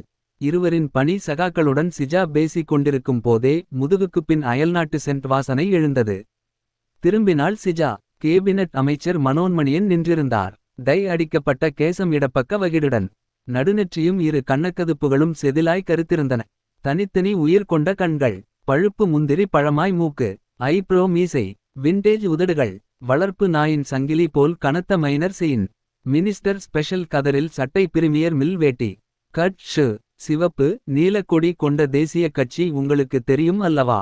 அதன் தமிழக கிளையின் நியமன தலைவர் மனோன்மணியன். கடந்த பாராளுமன்ற தேர்தலில் மனோன்மணியன் கட்சிக்கு 64 எம்.பி. சீட்டுகள் கிடைத்தன. மத்தியில் கூட்டணி ஆட்சி அமைத்ததில் இவரது கட்சியும் அமைச்சரவையில் இடம்பெற்றது. 3 கேபினட் அந்தஸ்து மத்திய அமைச்சர் பதவிகள். ஓர் இணை அமைச்சர் பதவி. பக்கத்திலிருப்பவர் கிசுகிசுத்தார். மேடம். அவர் தான் காபினட் அமைச்சர் மனோன்மணியன். தமிழ்நாட்டுக்காரர்தான். வணக்கம் சார் என்றாள் சிஜா. வணக்கம். யாரம்மா நீ? சொன்னாள். எனது அறைக்கு வாம்மா. குளிர்பதனமூட்டப்பட்ட அறைக்குள் போனாள். சுவரில் மகாத்மாவும் சிவப்பு நீலக்கட்சியின் நிறுவிய தலைவர்களும் புகைப்படங்களாய் தொங்கினர். என்ன விஷயமா அமைச்சகத்திற்கு வந்தே? சொன்னாள். இப்படி ஒரு பிரைவேட் டிடெக்டிவ் அமைச்சகத்துக்குள் வந்து விசாரிப்பது மரபில்லையம்மா. நம்ம தமிழ் பெண் நீ. அதனால் நான் சகாயம் செய்கிறேன். அருணும் பிரசாந்தும் என்னிடம்தான் வேலை பார்த்தார்கள். அருண் ரிக்கார்ட் ரூம் கம்ப்யூட்டரை பராமரித்தவன். பிரசாந்த் ஷார்ட்ஹாண்டும் ஹையர் டைப்ரைட்டிங்கும் கிரிப்டாலஜியும் தெரிந்த என்னின் அந்தரங்க உதவியாளன். இருவரும் ஆப்த நண்பர்கள். அவ்வளவுதான் எனக்கு தெரியும். அவர்களின் அந்தரங்க மனமாச்சரியங்கள் எனக்கு தெரிய வாய்ப்பில்லை. அமைச்சகத்தில் அவர்களுக்கு எதிரிகளே கிடையாது. நீ இங்கு வந்து விசாரிப்பது வீண் வேலை. வந்தது வந்து விட்டாய். என்ன குடிக்கிறாய்? ஒன்றும் வேண்டாம் சார். ஓகே நல்லதும்மா. புறப்படு. பிரிதொரு சமயம் வாய்த்தால் சந்திப்போம். கைகூப்பினார். நவரத்தின கற்கள் பதிக்கப்பட்ட மோதிரம் பார்வையானது. வெளியே தளர்வாய் நடந்தாள் சிஜா. கிளம்பின போது இருந்த உற்சாகம் தற்சமயம் வடிந்திருந்தது. காய்களை உருட்டினால் ஏணி வராமல் பாம்பு கயிற்றில் புறப்பட்ட இடத்துக்கே அல்லவா வந்துவிட்டோம். பாம்புகள் மட்டுமே உள்ள புதிய பரமபதம் இது. காருக்கு நெருங்கினாள். கார் கதவை திறக்கப் போன சிஜாவை ஒரு பிஞ்சுக்கரம் சுரண்டியது. திரும்பினாள். ஒரு சிறுவன் ஹிந்தியில் கூறினான். ஒரு பெண் கடித்ததை உங்களிடம் தரச் சொல்லிவிட்டு அதோ அந்த கட்டடத்தின் பின் போனாள். கடித்ததை வாங்கிக் கொண்டு சிஜா ஓடினாள். தொடர்ந்து 5 நிமிடங்கள் தேடியும் கடிதம் கொடுத்தவள் சிக்கவில்லை. பெரிய பெரிய மூச்சுகள் விட்டபடி கொடுக்கப்பட்ட கடிதத்தை பிரித்தாள் சிஜா. அதில் அக்டோபர் 23, 1997 வியாழக்கிழமை காலை 11 மணிக்கு 70-75 வயது மதிக்கத்தக்க ஒரு முதியவரை அருணும் பிரசாந்தும் பாதுகாப்பு அமைச்சகத்துக்கு கூட்டி வந்தார்கள். முதியவர் சினிமா நடிகர் போலிருந்தார். அவர் யாரென்று கேட்டேன். தைவானிலிருந்து வரும் அரசு விருந்தாளி என்றார் பிரசாந்த். அதன்பின் அந்த முதியவரை நான் பார்க்கவே இல்லை. இந்தச் செய்தி உங்களுக்கு இந்த கேஸில் உதவும் என நம்புகிறேன். என் அடையாளத்தை ஆராய்ந்து என்னை கொன்று விடாதீர்கள். அக்டோபர் 23 முதியவருடன் அருணும் பிரசாந்தும். அக்டோபர் 24 97 அதிகாலை பிரசாந்த் மரணச் செய்தி. இடைப்பட்ட மணி நேரத்தில் நடந்தது என்ன? தீவிரமாக யோசித்து தலை கிறுகிறுத்து போனாள் சிஜா. ஏராளமான மர்ம முடிச்சுகளுடன் தைவான் நாடு சிஜாவை கண்சிமிட்டி அழைத்தது. சிஜாவிடம் கடிதம் கொடுத்த பெண் சிஜாவுக்கு சிக்காமல் பெண்கள் டாய்லெட்டுக்குள் புகுந்தாள். நெஞ்சை பிடித்து கொண்டு அண்ணாந்து முணுமுணுத்தாள். மை டியர் அருண், நான் உன்னை ஒருதலையாய காதலித்தேன். உன் பிரிவு என்னைத்தான் மிக பாதித்தது. நீ நண்பனுக்கு துரோகம் செய்யும் சராசரி ஆண் அல்ல. சிஜா மூலம் உண்மை உலகுக்கு புரியட்டும். ஒரு தாடி வைத்த கூலிங் கிளாஸ் ஆசாமி டாய்லெட்டுக்குள் வந்து கதவை உட்புறமாய் பூட்டினான். வீறிட்டாள். யார் நீ? அந்த துப்பறியும் பெண் நாயிடம் கடிதம் கொடுத்தாய் போல. கொடுத்ததை மோப்பம் பிடித்துவிட்டேன். வந்திருப்பது உன் யமன். சைலன்சர் பொருத்தப்பட்ட துப்பாக்கியை அவளின் நெஞ்சில் வைத்து மும்முறை சுட்டான் தாடி ஆசாமி. பியூன் பியூன் பியூன். ரத்தம் பீரிடும் அவளை இழுத்து கிளாசெட்டுக்குள் தள்ளினான். கையுறை, தாட்டி, குளிர் கண்ணாடி அகட்டி கிட்பேக்கில் வைத்து கொண்டு சாவகாசமாக நடந்து வெளியே போனான். புதிதாய் உள்ளே பிரவேசித்த அலுவலக பெண் பிணத்தை பார்த்து 1000 டெசிபல் சப்தத்தில் அலறினாள். 8. டியாரா ராஜ்குமார் மஞ்சள் நிற ஃபுல் சூட்டில் இருந்தான். கருநீல டைட்ஸும் சீத்ரு வெள்ளை சட்டையும் அணிந்திருந்தாள் தேஜி. பெர்முடா ட்ரவுசரும் டைனசார் வரையப்பட்ட பணியனும் உடுத்தியிருந்தாள் சிஜா. யோசனையாய் பபிள்கம் வென்றாள். சிஜா தந்த துண்டு கடித்ததை மீண்டும் ஒரு முறை வாசித்தான் டியாரா. பாத்ரூமில் பிணமாய் கிடந்த அமைச்சக பெண்தான் இந்த கடித்ததை உனக்கு எழுதியிருக்கா ஜா? அஃப்கோர்ஸ் டியாரா. இந்த அலிபியை நாம இப்ப போலீஸ் கிட்ட ஒப்படைக்க வேணாம். நம்மகிட்டயே இருக்கட்டும். அடுத்த கட்ட நடவடிக்கையை விவாதிப்போம். தேஜி. டியாரா தலையாட்டினான். அக்டோபர் 23 1997 வியாழன் காலை 11 மணிக்கு பிரசாந்த் அருண் அழைத்து வந்த பெரியவர் யார்னு கண்டுபிடிக்கணும். பெரியவரின் கையெழுத்து வருகை பதிவேட்டில் இருக்காது. இருந்தா கூட அழிச்சிருவாங்க. விக்டர் கமிஷனுக்கு தேவையான அதி ரகசிய ஃபைல்களையே அழிச்ச ஜாம்பவான்களாச்சே நம்ம அரசியல்வாதிகள். டியாரா. கண்டினியூ பண்ணு பேச்சை. அக்டோபர் 22 1997 இரவு தைவான் ஏர்லைன்ஸில் அந்த பெரியவர் புறப்பட்டு அக்டோபர் 23 97 காலை நியூ டெல்லி வந்து சேர்ந்திருக்க கூடும். அவரை அழைத்து வரும் பொறுப்பு பிரசாந்த் அருணுக்கு கொடுக்கப்பட்டிருக்கலாம். பெரியவர் யார் என்பது அந்த இருவருக்கும் கூட சொல்லப்படாமல் மறைக்கப்பட்டிருக்கலாம். CQUIT. சோ முதல்ல வந்தவர் யார்னு ஐடென்டிட்டியை கண்டுபிடிக்கணும். அதுக்கு ஆதார வழி சிஜா இந்திரா காந்தி சர்வதேச விமான நிலையத்துக்கு போகணும். போய் அக்டோபர் 23 97 முந்திய 3 நாட்களின் தைவான் டு நியூடெல்லி விமான பயணிகள் லிஸ்ட் ஆராயணும். ஆராய்றது ரொம்ப ஈஸி. பெரியவர் அரசு விருந்தாளி என்ற டாக் உடன் வந்திருக்கார். இலவச ticket, executive first class ticket. வந்தவர் அடையாளமும் புகைப்படமும் கிடைத்தால் கேஸ் யூ டர்ன் எடுக்கும். பெரியவர் வருகையில அப்படி என்ன மிஸ்ட்ரி அடங்கியிருக்கு? 1000 யூகங்கள் என் மனசில அணிவகுத்திருக்கு. அத்தனையும் சொல்ல நேரம் போதாது. ஏர்போர்ட் என்கொயரிக்கு நான் போகிறேனே டியாரா. முண்டினாள் தேஜி. நோ இந்த வேலைக்கு சிஜாதான் வெகு பொருத்தம். அவளே தனியாய் போய் வரட்டும். சிஜா. ஒரு விண்ணப்பம். போகும் போது ட்ரவுசரோடு போகாதே. ஃபுல் சூட்டில் கம்பீரமாக போ. அப்படியே செய்றேன் தலைவா என்றாள். விமான நிலையம் போக ஆயத்தமானாள் சிஜா. சர்வதேச விமான நிலையம். அனுமினிய பறவைகளின் கான்கிரீட் வேடந்தாங்கல். பன்னாட்டு விமானங்கள் தத்தம் டெர்மினஸில் இளைப்பாரின. ஜாக்கிங் ஷூட் சாயலில் மேற்சட்டையும் கார்ச்சட்டையும் இணைந்த நீலநிற ஜெர்கின்ஸ் ஆடை உடுத்தியிருந்தாள். கண்களில் நீல நிற பிரேம் கொண்ட குளிர் கண்ணாடி. மிடுக்காய் நடந்தாள். ரிசப்ஷனில் வினவினாள். தைவான் ஏர்லைன்ஸின் விசாரணை மாடம் எங்கிருக்கு? சிஜா வந்ததை ஒரு பயணி பார்த்துவிட்டு செல்லுலார் போனில் அந்த சிஜா வந்திருக்கா. தைவான் ஏர்லைன்ஸ் என்கொயரி கவுண்டரை விசாரிக்கிறா. என்ன செய்ய? பதறாம முழுக்க உளவறிஞ்சு சைவமா திரும்பு. மீதிய அப்புறமா பாத்துக்குவோம். ரிசப்ஷன் பெண்மணி இடம் சுட்ட அங்கு நடந்து போனாள் சிஜா. இந்திய உயரமும் மங்கிய மஞ்சள் நிறமும் அமுங்கிய மூக்குமாய் ஒரு பெண் வரவேற்றாள். உடைந்த ஆங்கிலத்தில் மே ஐ ஹெல்ப் யூ என்றாள். நிச்சயமா. அக்டோபர் 23 97 முந்திய 3 நாட்களில் தைவான் டு நியூடெல்லி ஏர் ரூட்ல வந்த அரசு விருந்தாளிகள் யார்னு பார்க்கணும். வரவேற்ற பெண்ணின் முகம் வெளுத்தது. நீங்க யார்? நான் யாராயிருந்தா சரியான பதில் சொல்லுவியோ அவங்களா என்னை நினைச்சுக்க. சாரி, முடியாது. இடது கையால் முகவாயை தேய்த்தவாறே பக்கம் குனிந்தாள் சிஜா. அடியே டப்பா மூக்கி. அடம் பண்ணினே நெஞ்சில சுடுவேன். டக்னு பார்த்து சொல்லு. வந்த அரசு விருந்தாளி முதியவர். வயது 65 முதல் 70 வரை இருக்குமாம். நான் மிரட்டினதை காட்டிக் கொடுத்தாலும் மகளே உன்னை பலகாரம் பண்ணி சாப்பிடுவேன். தைவான் பெண்களை என் மெனுல இடம் பெற வச்சிராதே. தைவான் பெண் அழுதாள். ஏய் அழாதடி. கிசுகிசுத்தாள். நான் ஒன்னும் வில்லி இல்ல. நான் ஒரு பிரைவேட் டிடெக்டிவ். ஒரு நல்ல காரியத்துக்கு உதவு பெண்ணே. உன்னை ஒன்னும் பண்ண மாட்டேன். தைவான் பெண் நிலவானாள். உட்காருங்க. அமர்ந்தாள் சிஜா. தைவான் பெண் கம்ப்யூட்டரை உயிர்ப்பித்தாள். மானிட்டரில் பச்சை பூரான்கள் ஓடின. பயணிகள் பட்டியல் ஓடியது. அக்டோபர் 2097 தேதியில் தைவான் நியூடெல்லி பயணம் செய்த பயணிகளில் அரசு விருந்தாளி யாருமில்லை. சாதாரண பயணிகளில் கூட 50 வயது தாண்டிய வயோதிகர் இல்லை. அக்டோபர் 21 97 மகும். அக்டோபர் 22 97 லிஸ்ட் ஓடியது. முதல் வகுப்பு பயணிகள் லிஸ்டில் இருக்கை எண் 5, 6, 11, 12, 1, 2 ஒரே ஒரு நபருக்காக முன்பதிவு செய்யப்பட்டிருந்தன. ஆனால் பதிவில் விருந்தாளியின் பெயரோ வயதோ இல்லை. பயணிகள் அடையாளம் மறைக்கப்பட்டிருப்பது சில ராஜீய காரணங்களுக்காக எனவும் எழுதப்பட்டிருந்தது. தேடி வந்த பயணி சந்தேகமில்லாமல் இவர்தான். அவர் பெயரை கண்டுபிடிக்க முடியாத ஏமாற்றம் சிஜாவிடம் இருந்தாலும் பயணியின் அடையாளத்தை தைவான் அரசு மறைத்திருப்பது மர்மத்தை கூட்டியது. தைவான் அரசும் இந்திய அரசியல்வாதிகள் சிலரும் பெரியவர் மிஸ்டர் எக்ஸை வைத்து ஏதாவது நிழலான காரியம் செய்தனரோ? Brown sugar கடத்தலோ? கடத்தலில் சம்பந்தப்பட்ட கோடிக்கணக்கான பணம் பிரசாந்த் கொலைக்கு அஸ்திவாரமோ? பெரியவர் திரும்ப தைவான் பறந்திருப்பாரோ? அல்லது நியூடெல்லிக்குள்ளேயே ஒளிந்திருப்பாரோ? என்ன ஓட்டத்தை கட்டுப்படுத்தி கொண்டு அந்த குறிப்பிட்ட பிளைட்டின் எண்ணை குறித்து கொண்டாள் சிஜா. நான் உங்களுக்கு உதவ முடியவில்லையே. பரவாயில்லை. ஒத்துழைப்புக்கு நன்றி. செல்போன் கண்காணிப்பை தாண்டி தனது காருக்கு நடந்தாள் சிஜா. தைவான் தூதரகம். கண்டெய்னர் லாரி தரிகட்டு கட்டடம் புகுவது போல ஆங்காரமாய் உள்ளே நுழைந்தாள் சிஜா.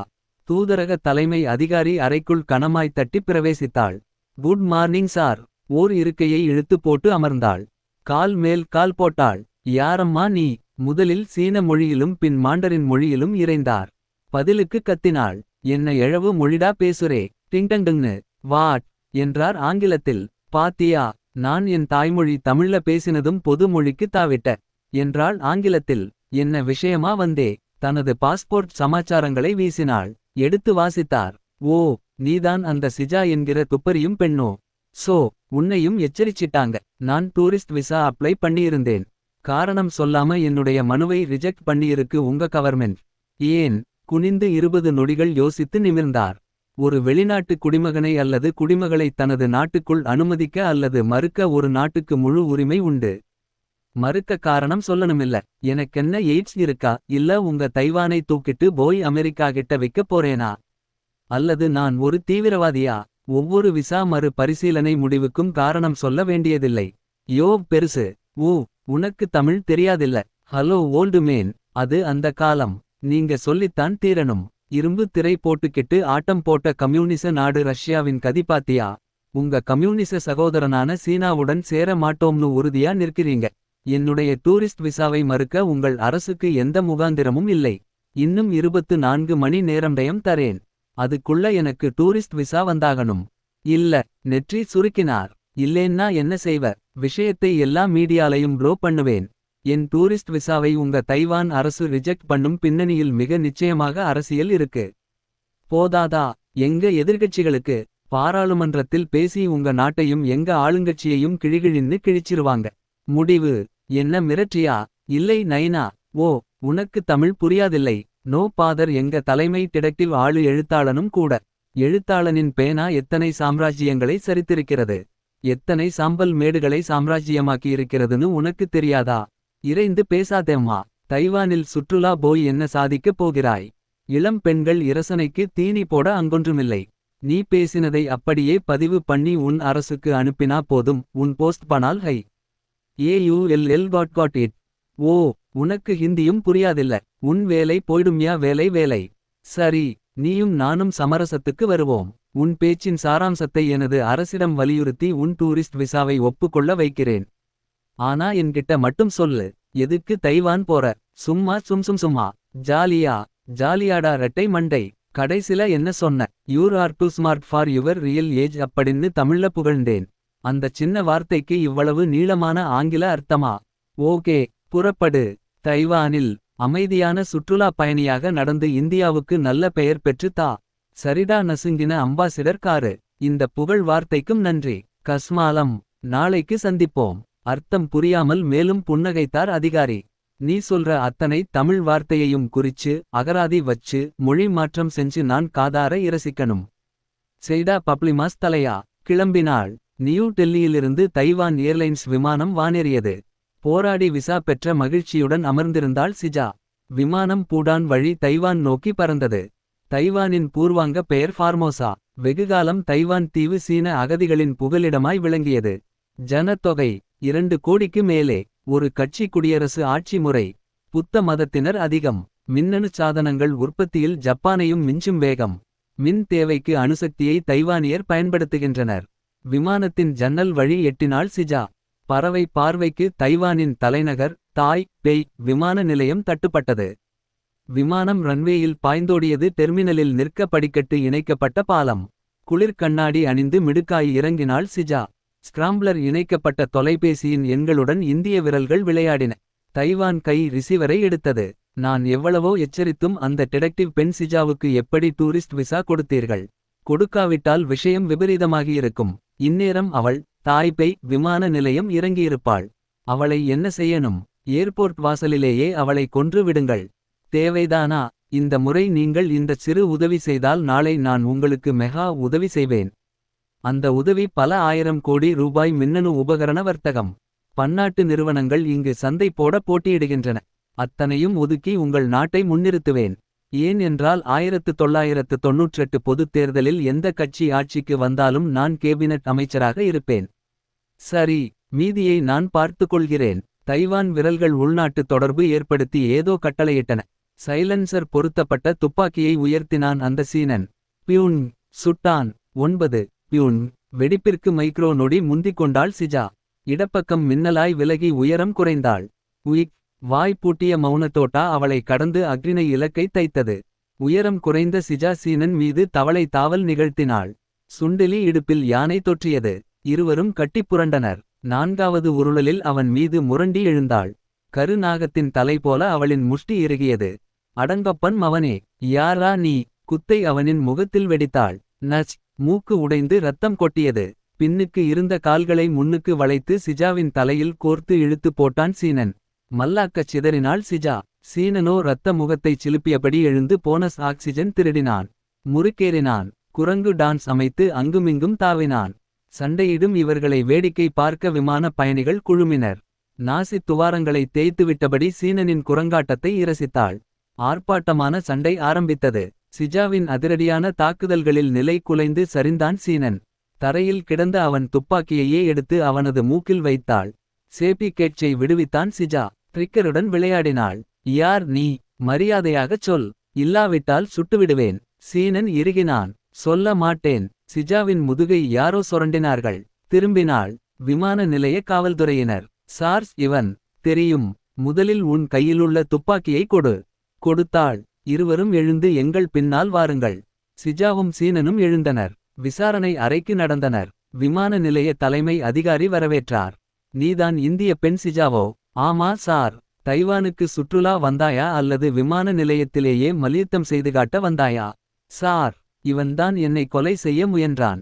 வீணாக அவன் மீது பழி போடாதே. அவனை முதலில் நீதான் தாக்கி இருக்கிறாய். அவன் தன்னை தற்காத்து கொள்ளவே உன்னுடன் சண்டையிட்டு இருக்கிறான். சும்மா போகும் ஒருவனை தாக்க எனக்கு பைத்தியமா பிடித்திருக்கிறது. யார் கண்டது. நன்கு சண்டையிட தெரிந்தவர்கள் அடுத்தவரை சீண்டி பார்ப்பதுண்டு. உங்கள் பேச்சு விசித்திரமாக இருக்கிறது. நேரடியாக கூறுங்கள். என்னை குறிபார்த்துச் சுடத் தெரியாத இந்த சீனனுக்கு என்ன தண்டனை. சாகத் தெரியாத எனக்கு என்ன தண்டனை. தலைமை அதிகாரி இடுங்கிய கண்களை மேலும் இடுக்கிக் கொண்டார். தொலைபேசி சினுங்கியது. எடுத்தார் ரிசீவரை. சீன மொழியில் பேசினார். பெரும்பாலும் ஆமோதிப்பான வார்த்தைகளை மிக்க மரியாதையுடன் உச்சரித்தார். ரிசீவரை வைத்து நிமிர்ந்தார். சிஜாவை கொலை செய்ய முயன்ற சீனனிடம் திரும்பினார். நீ போகலாம். இனி இந்த பெண் உன்னிடம் எந்த வம்பும் செய்ய மாட்டாள். கத்தினாள் Sija. What is this nonsense. உஷ். கத்தாதே. அதட்டினார் தலைமை அதிகாரி. யாரிடம் உன் துடுக்குத்தனத்தை காட்டுகிறாய். சிஜாவை முறைத்தபடி அந்த சீனன் நடந்து போனான். அவன் போனவுடன் தலைமை அதிகாரி சிஜாவின் அருகில் வந்தார். நீ துப்பறியும் பெண்தானே. ALDITLD. அக்டோபர் 22 1997 அன்று எங்கள் தைவானிலிருந்து உங்கள் இந்தியாவுக்கு பறந்து வந்த பெரியவர் யார் என்பதை தெரிந்து கொள்ள வந்திருக்கிறாய். ஆமாம். வேண்டாம், விலகிவிடு. உயிருடன் இந்தியா திரும்பிவிடு. நீ உன் வாழ்நாள் முழுதும் இங்கு சுற்றினாலும் உண்மையை அறிந்து கொள்ள முடியாது. அரசியல் ரீதியாக எத்தனையோ உண்மைகள் இந்த நூற்றாண்டில் குழிதோண்டி புதைக்கப்பட்டுள்ளன. அந்த உண்மையில் இதுவும் ஒன்று. பக்கத்தில் நெருங்கி வந்தார். இந்த முட்டாள் சீனனின் குறி சரியில்லை.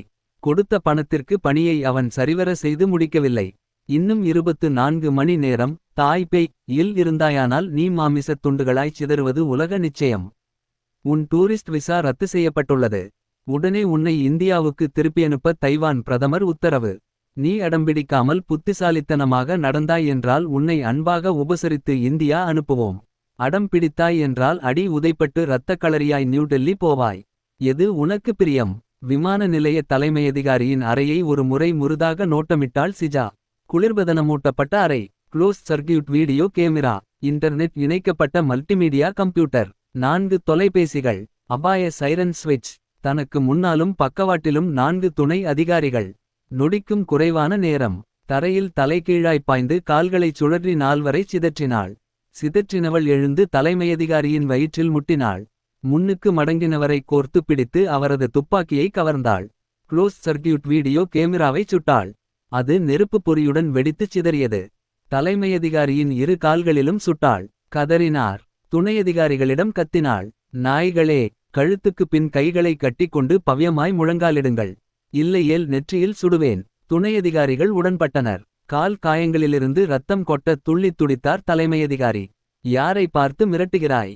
உன்னை மாதிரி எத்தனை துதிபாடிகளை பார்த்திருப்பேன். உன்னை கொல்லவும் தயங்க மாட்டேன். உடனே கூறிவிடு.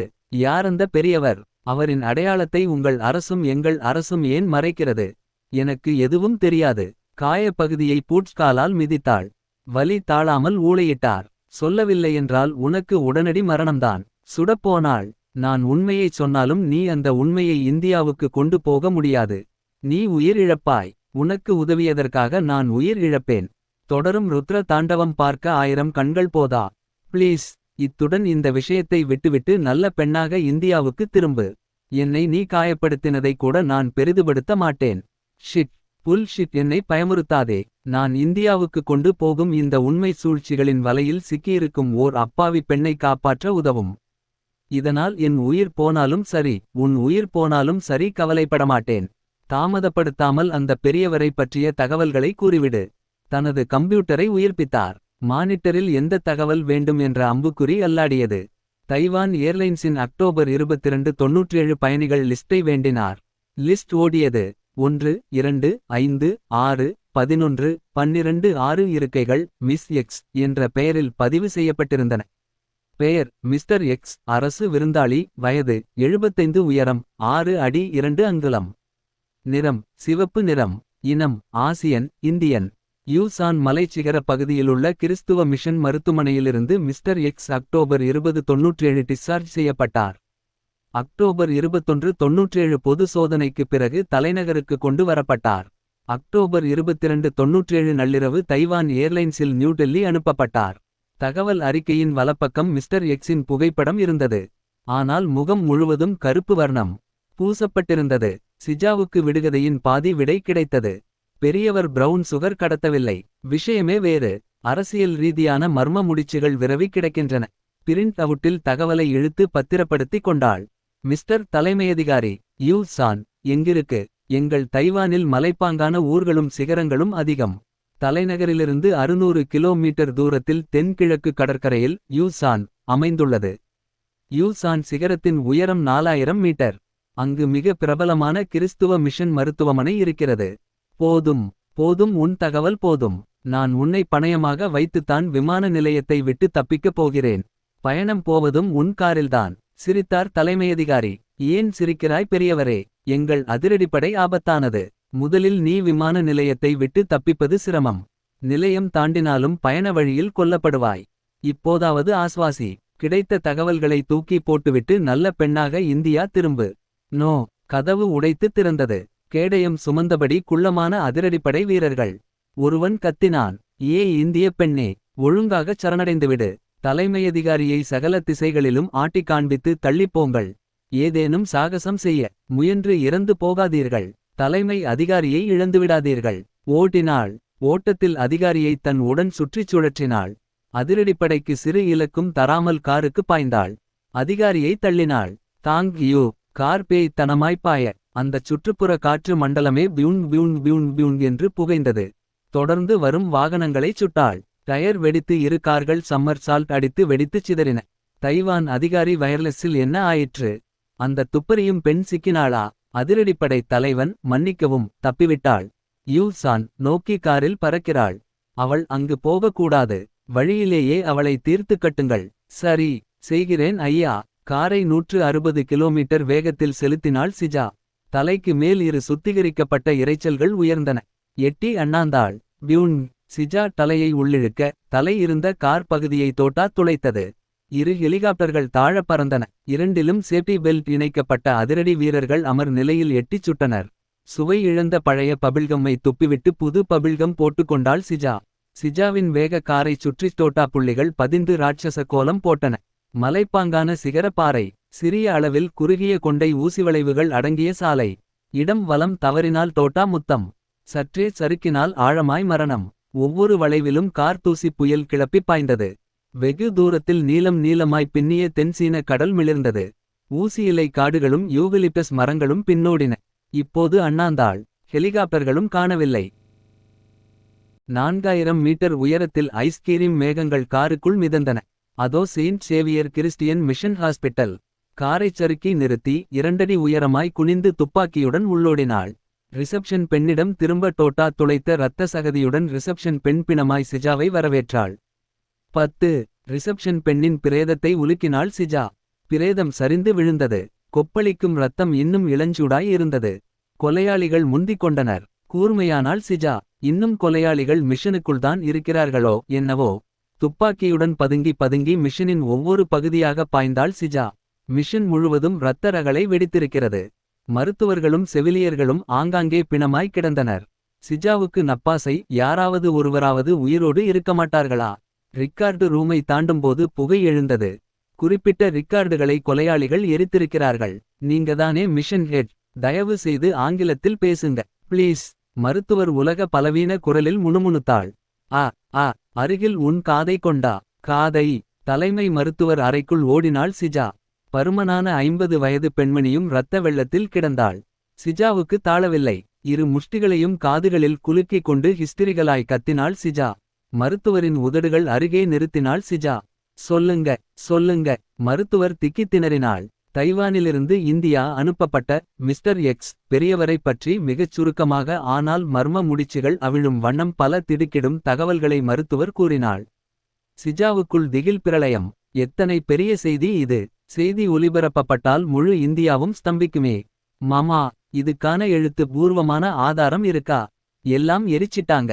ஆனாலும் சில தஸ்தாவேஜ்களை ஒளித்து வைத்துள்ளேன்.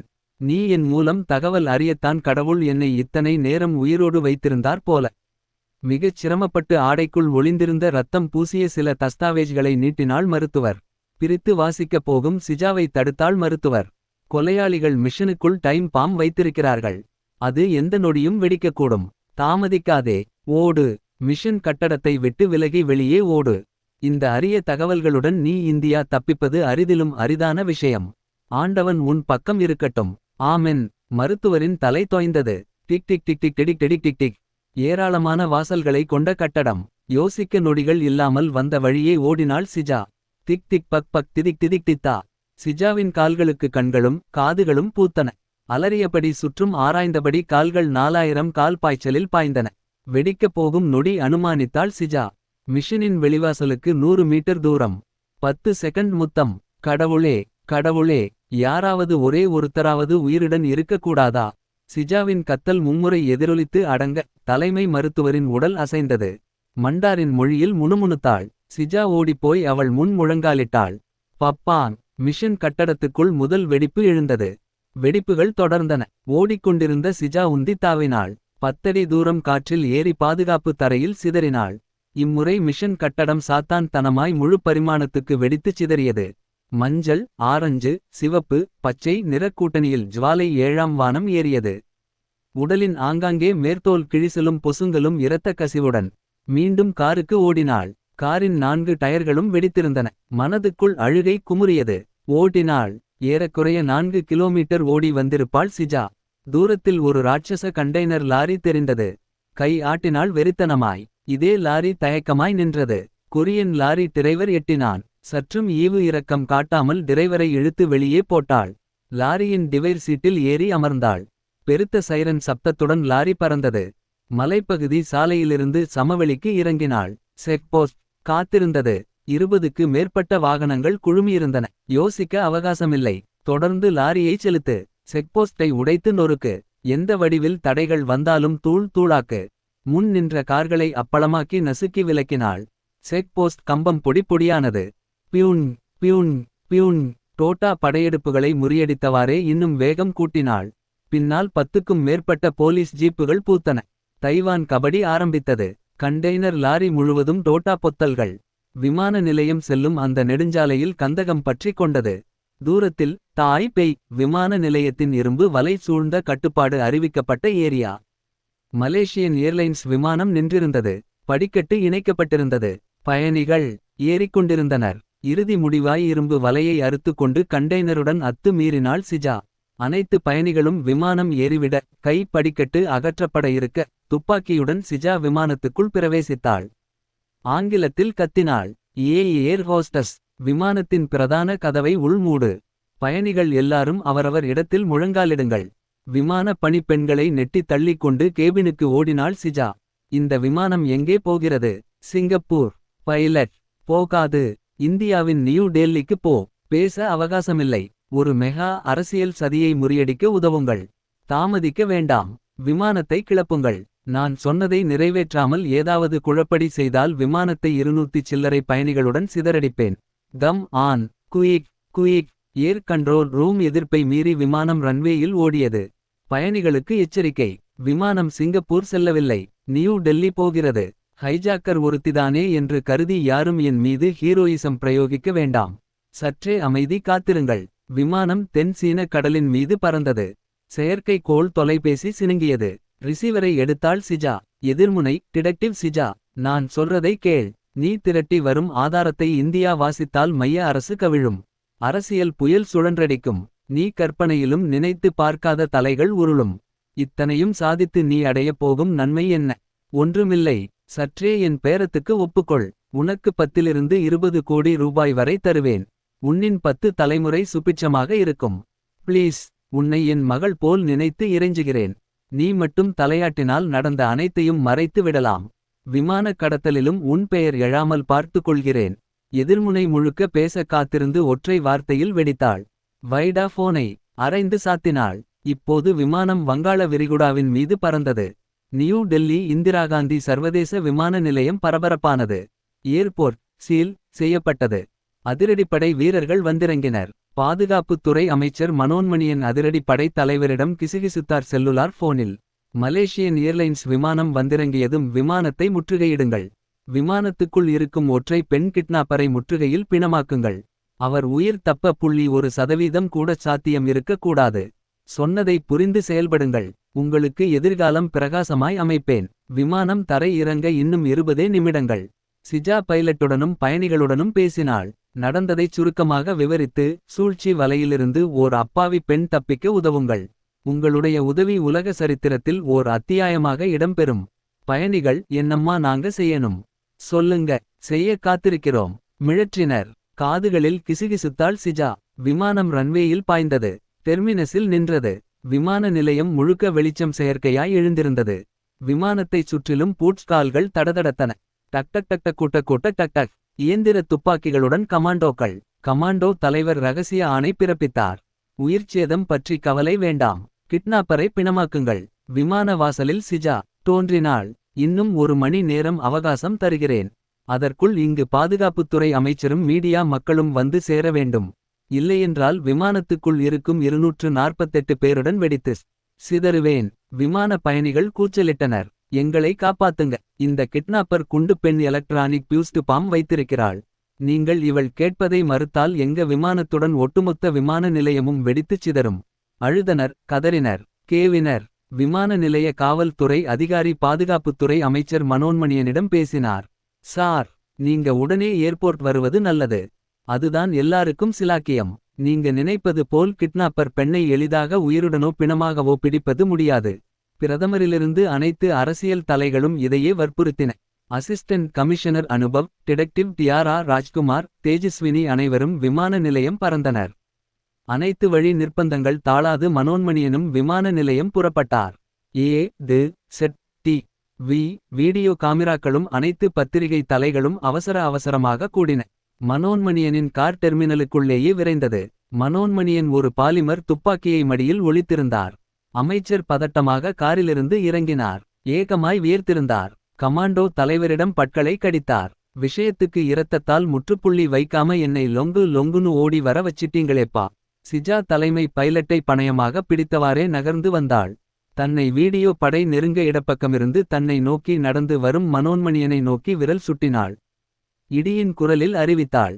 அமைச்சரும் அவரது கட்சியும் இந்த நூற்றாண்டின் கொடுமையான நெஞ்சங்களை பதறடிக்கும் ஓர் அரசியல் கொலையை திரைமறைவில் நிகழ்த்தியிருக்கின்றனர். சிஜா அடுத்த வார்த்தையை உச்சரிக்கு முன் மனோன்மணியன் பாலிமர் துப்பாக்கி எடுத்து சிஜாவைச் சுட்டார். டோட்டா முன்னுடலில் பாய புது ரத்தம் பீரிட சிஜா சரிந்தாள். வீடியோ கேமிரா குழுமம் திகைத்து ஸ்தம்பித்தது. 11 பிளாஸ்பேக் ஜனவரி 17 1945 ஃபார்மோசா, தைவானின் பழைய பெயர். சிங்கப்பூரிலிருந்து கிளம்பிய அந்த தனி விமானம் இப்போது தாய்தின் நகரின் மீது பறந்து கொண்டிருந்தது. விமானத்துக்குள் மிடுக்காய் அமர்ந்திருந்தார் ஜஸ்வந்த் சிங். வீர பஞ்சாபி, வயது 23. கனத்த உயர்ந்த உடற்பயிற்சியால் முறுக்கேறிய தேகம். சீக்கிய ஆச்சார அனுஷ்டானங்களை களைந்து சம்மர் கிராப்பிலிருந்தார். இராணுவ சீருடை, தலையில் சீருடை நிறத்தொப்பி. தந்தை மில்கா சிங்கும் சுதந்திர போராட்ட தியாகி. இந்திய சுதந்திர போராட்டத்தில் பெரும்பங்கு வகித்த தேசிய கட்சியில் செயற்குழு உறுப்பினர். அப்பா மிதவாதி என்றால் ஜஸ்வந்த் சிங் தீவிரவாதி. இந்திய விடுதலைச் சிங்கங்கள் என்ற பெயரில் இராணுவம் நிறுவி இலட்சக்கணக்கான இந்திய இளைஞர்களுக்கு ஆயுத பயிற்சி அளித்து வந்தார். ஜப்பானிய இராணுவத்தின் உதவியுடன் பிரிட்டிஷ் ஏகாதிபத்தியத்தை அடித்து விரட்டச் சூளுரைத்திருந்தார் ஜஸ்வந்த் சிங். அது சம்பந்தமாகவே இப்போது ஃபார்மோசா பயணம்.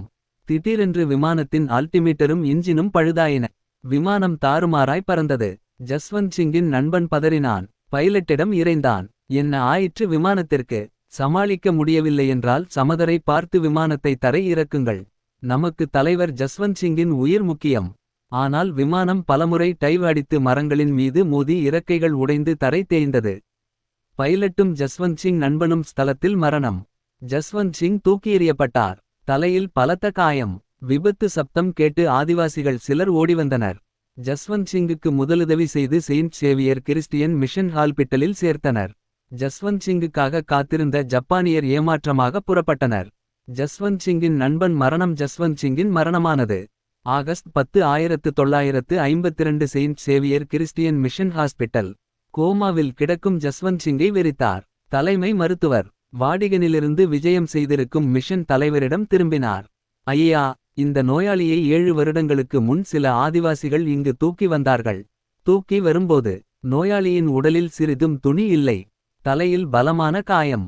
ஆதிவாசிகள் பேச்சு எங்களுக்கு புரியாவிட்டாலும் நோயாளி உயிர் காக்க மருத்துவமனை சேர்த்தோம்.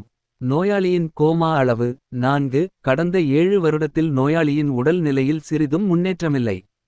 பல நாள் யோசித்துத்தான் கருணை கொலை செய்ய உங்களிடம் அனுமதி வேண்டியுள்ளேன். மிஷன் தலைவர் ஜஸ்வந்த் சிங்கின் உடலை தொட்டு பார்த்தபடி, நோயாளி யாராயிருந்தால் என்ன? கருணை கொலை நம் மத கொள்கைகளுக்கு எதிரானது. 7 வருடமென்ன 70 வருடமானாலும் சரி, நோயாளியை பராமரியுங்கள். இயேசு கிறிஸ்து கிருபையில் இவர் ஒரு நாள் உயிர்த்தெழுவார். மிஷன் தலைவரின் நம்பிக்கை மருத்துவரையும் தொற்றிக் கொண்டது. அக்டோபர் 20 97 திங்கட்கிழமை காலை 6:30 மணி. படுத்திருந்த ஜஸ்வந்த் சிங் சற்றே அசைந்தார். அவரது உடலைச் சுத்தம் செய்ய வந்த செவிலியர் பெண் திகைத்து உன்னித்தாள். 52 வருடங்களுக்கு பிறகு ஜஸ்வந்த் சிங்கின் கண்கள் மெதுவாக திறந்தன. நான் எங்கிருக்கிறேன்? நான் பறந்து வந்த விமானம் என்ன ஆயிற்று? என் நண்பன் உயிருக்கு ஒன்றுமில்லையே. செவிலியர் பெண் ஆனந்த கூச்சலிட்டாள். தலைமை மருத்துவர் ஓடிவந்தார். உடைந்த ஆங்கிலத்தில் மருத்துவரும் ஜஸ்வந்த் சிங்கும் பேசிக் கொண்டனர். என்னது, 52 வருடம் கோமாவில் கிடந்தேனா? என் தேசம் விடுதலையாகி 50 வருடங்கள் நிறைந்து விட்டனவா? திகைப்பான கேள்விகளை அடுக்கிக் கொண்டே போனார் ஜஸ்வந்த் சிங். மருத்துவர், உங்களின் பெயர் ஊர் அறியாமலேதான் நாங்கள் உங்களுக்கு சிகிச்சை செய்றோம். ஐயா, நீங்கள் யார்? நான் யாரா? ஜப்பானிய இராணுவம் மூலம் இந்தியாவுக்கு விடுதலை வாங்கி தர இருந்த சுதந்திர போராட்ட வீரன் ஜஸ்வந்த் சிங். உடனே நான் என் தாயகம் திரும்ப வேண்டுமே. சில மணி நேரம் காத்திருங்கள். நான் எங்கள் தேசியவாத கட்சி தலைவரை தொடர்பு கொள்கிறேன். தேசியவாத கட்சி தலைவர் மருத்துவர் சொன்ன செய்தியை பதட்டமாக கேட்டார். மீண்டும் மனோன்மணியன் சுடுவதற்குள் வீடியோ கிராபர் குழுமம் பாய்ந்து அவரை பிடித்தது. துப்பாக்கியை கைப்பற்றினர். போலீஸ் வளைத்து பிடித்தது. விமான நிலைய மருத்துவர் சிஜாவுக்கு முதலுதவி செய்ய மேற்கண்ட பிளாஷ்பேக்குகளை திக்கித் திணறி சொல்லி முடித்தாள் சிஜா. டியாராவும் தேஜியும் சிஜாவை கட்டிக்கொண்டு மிழற்றினர். You're are great Sija. தன்னந்தனியாய் தைவான் சென்று ஒரு மிக பெரிய அரசியல் கொலையை கண்டுபிடித்து உலகிற்கு அறிவித்து விட்டாய்.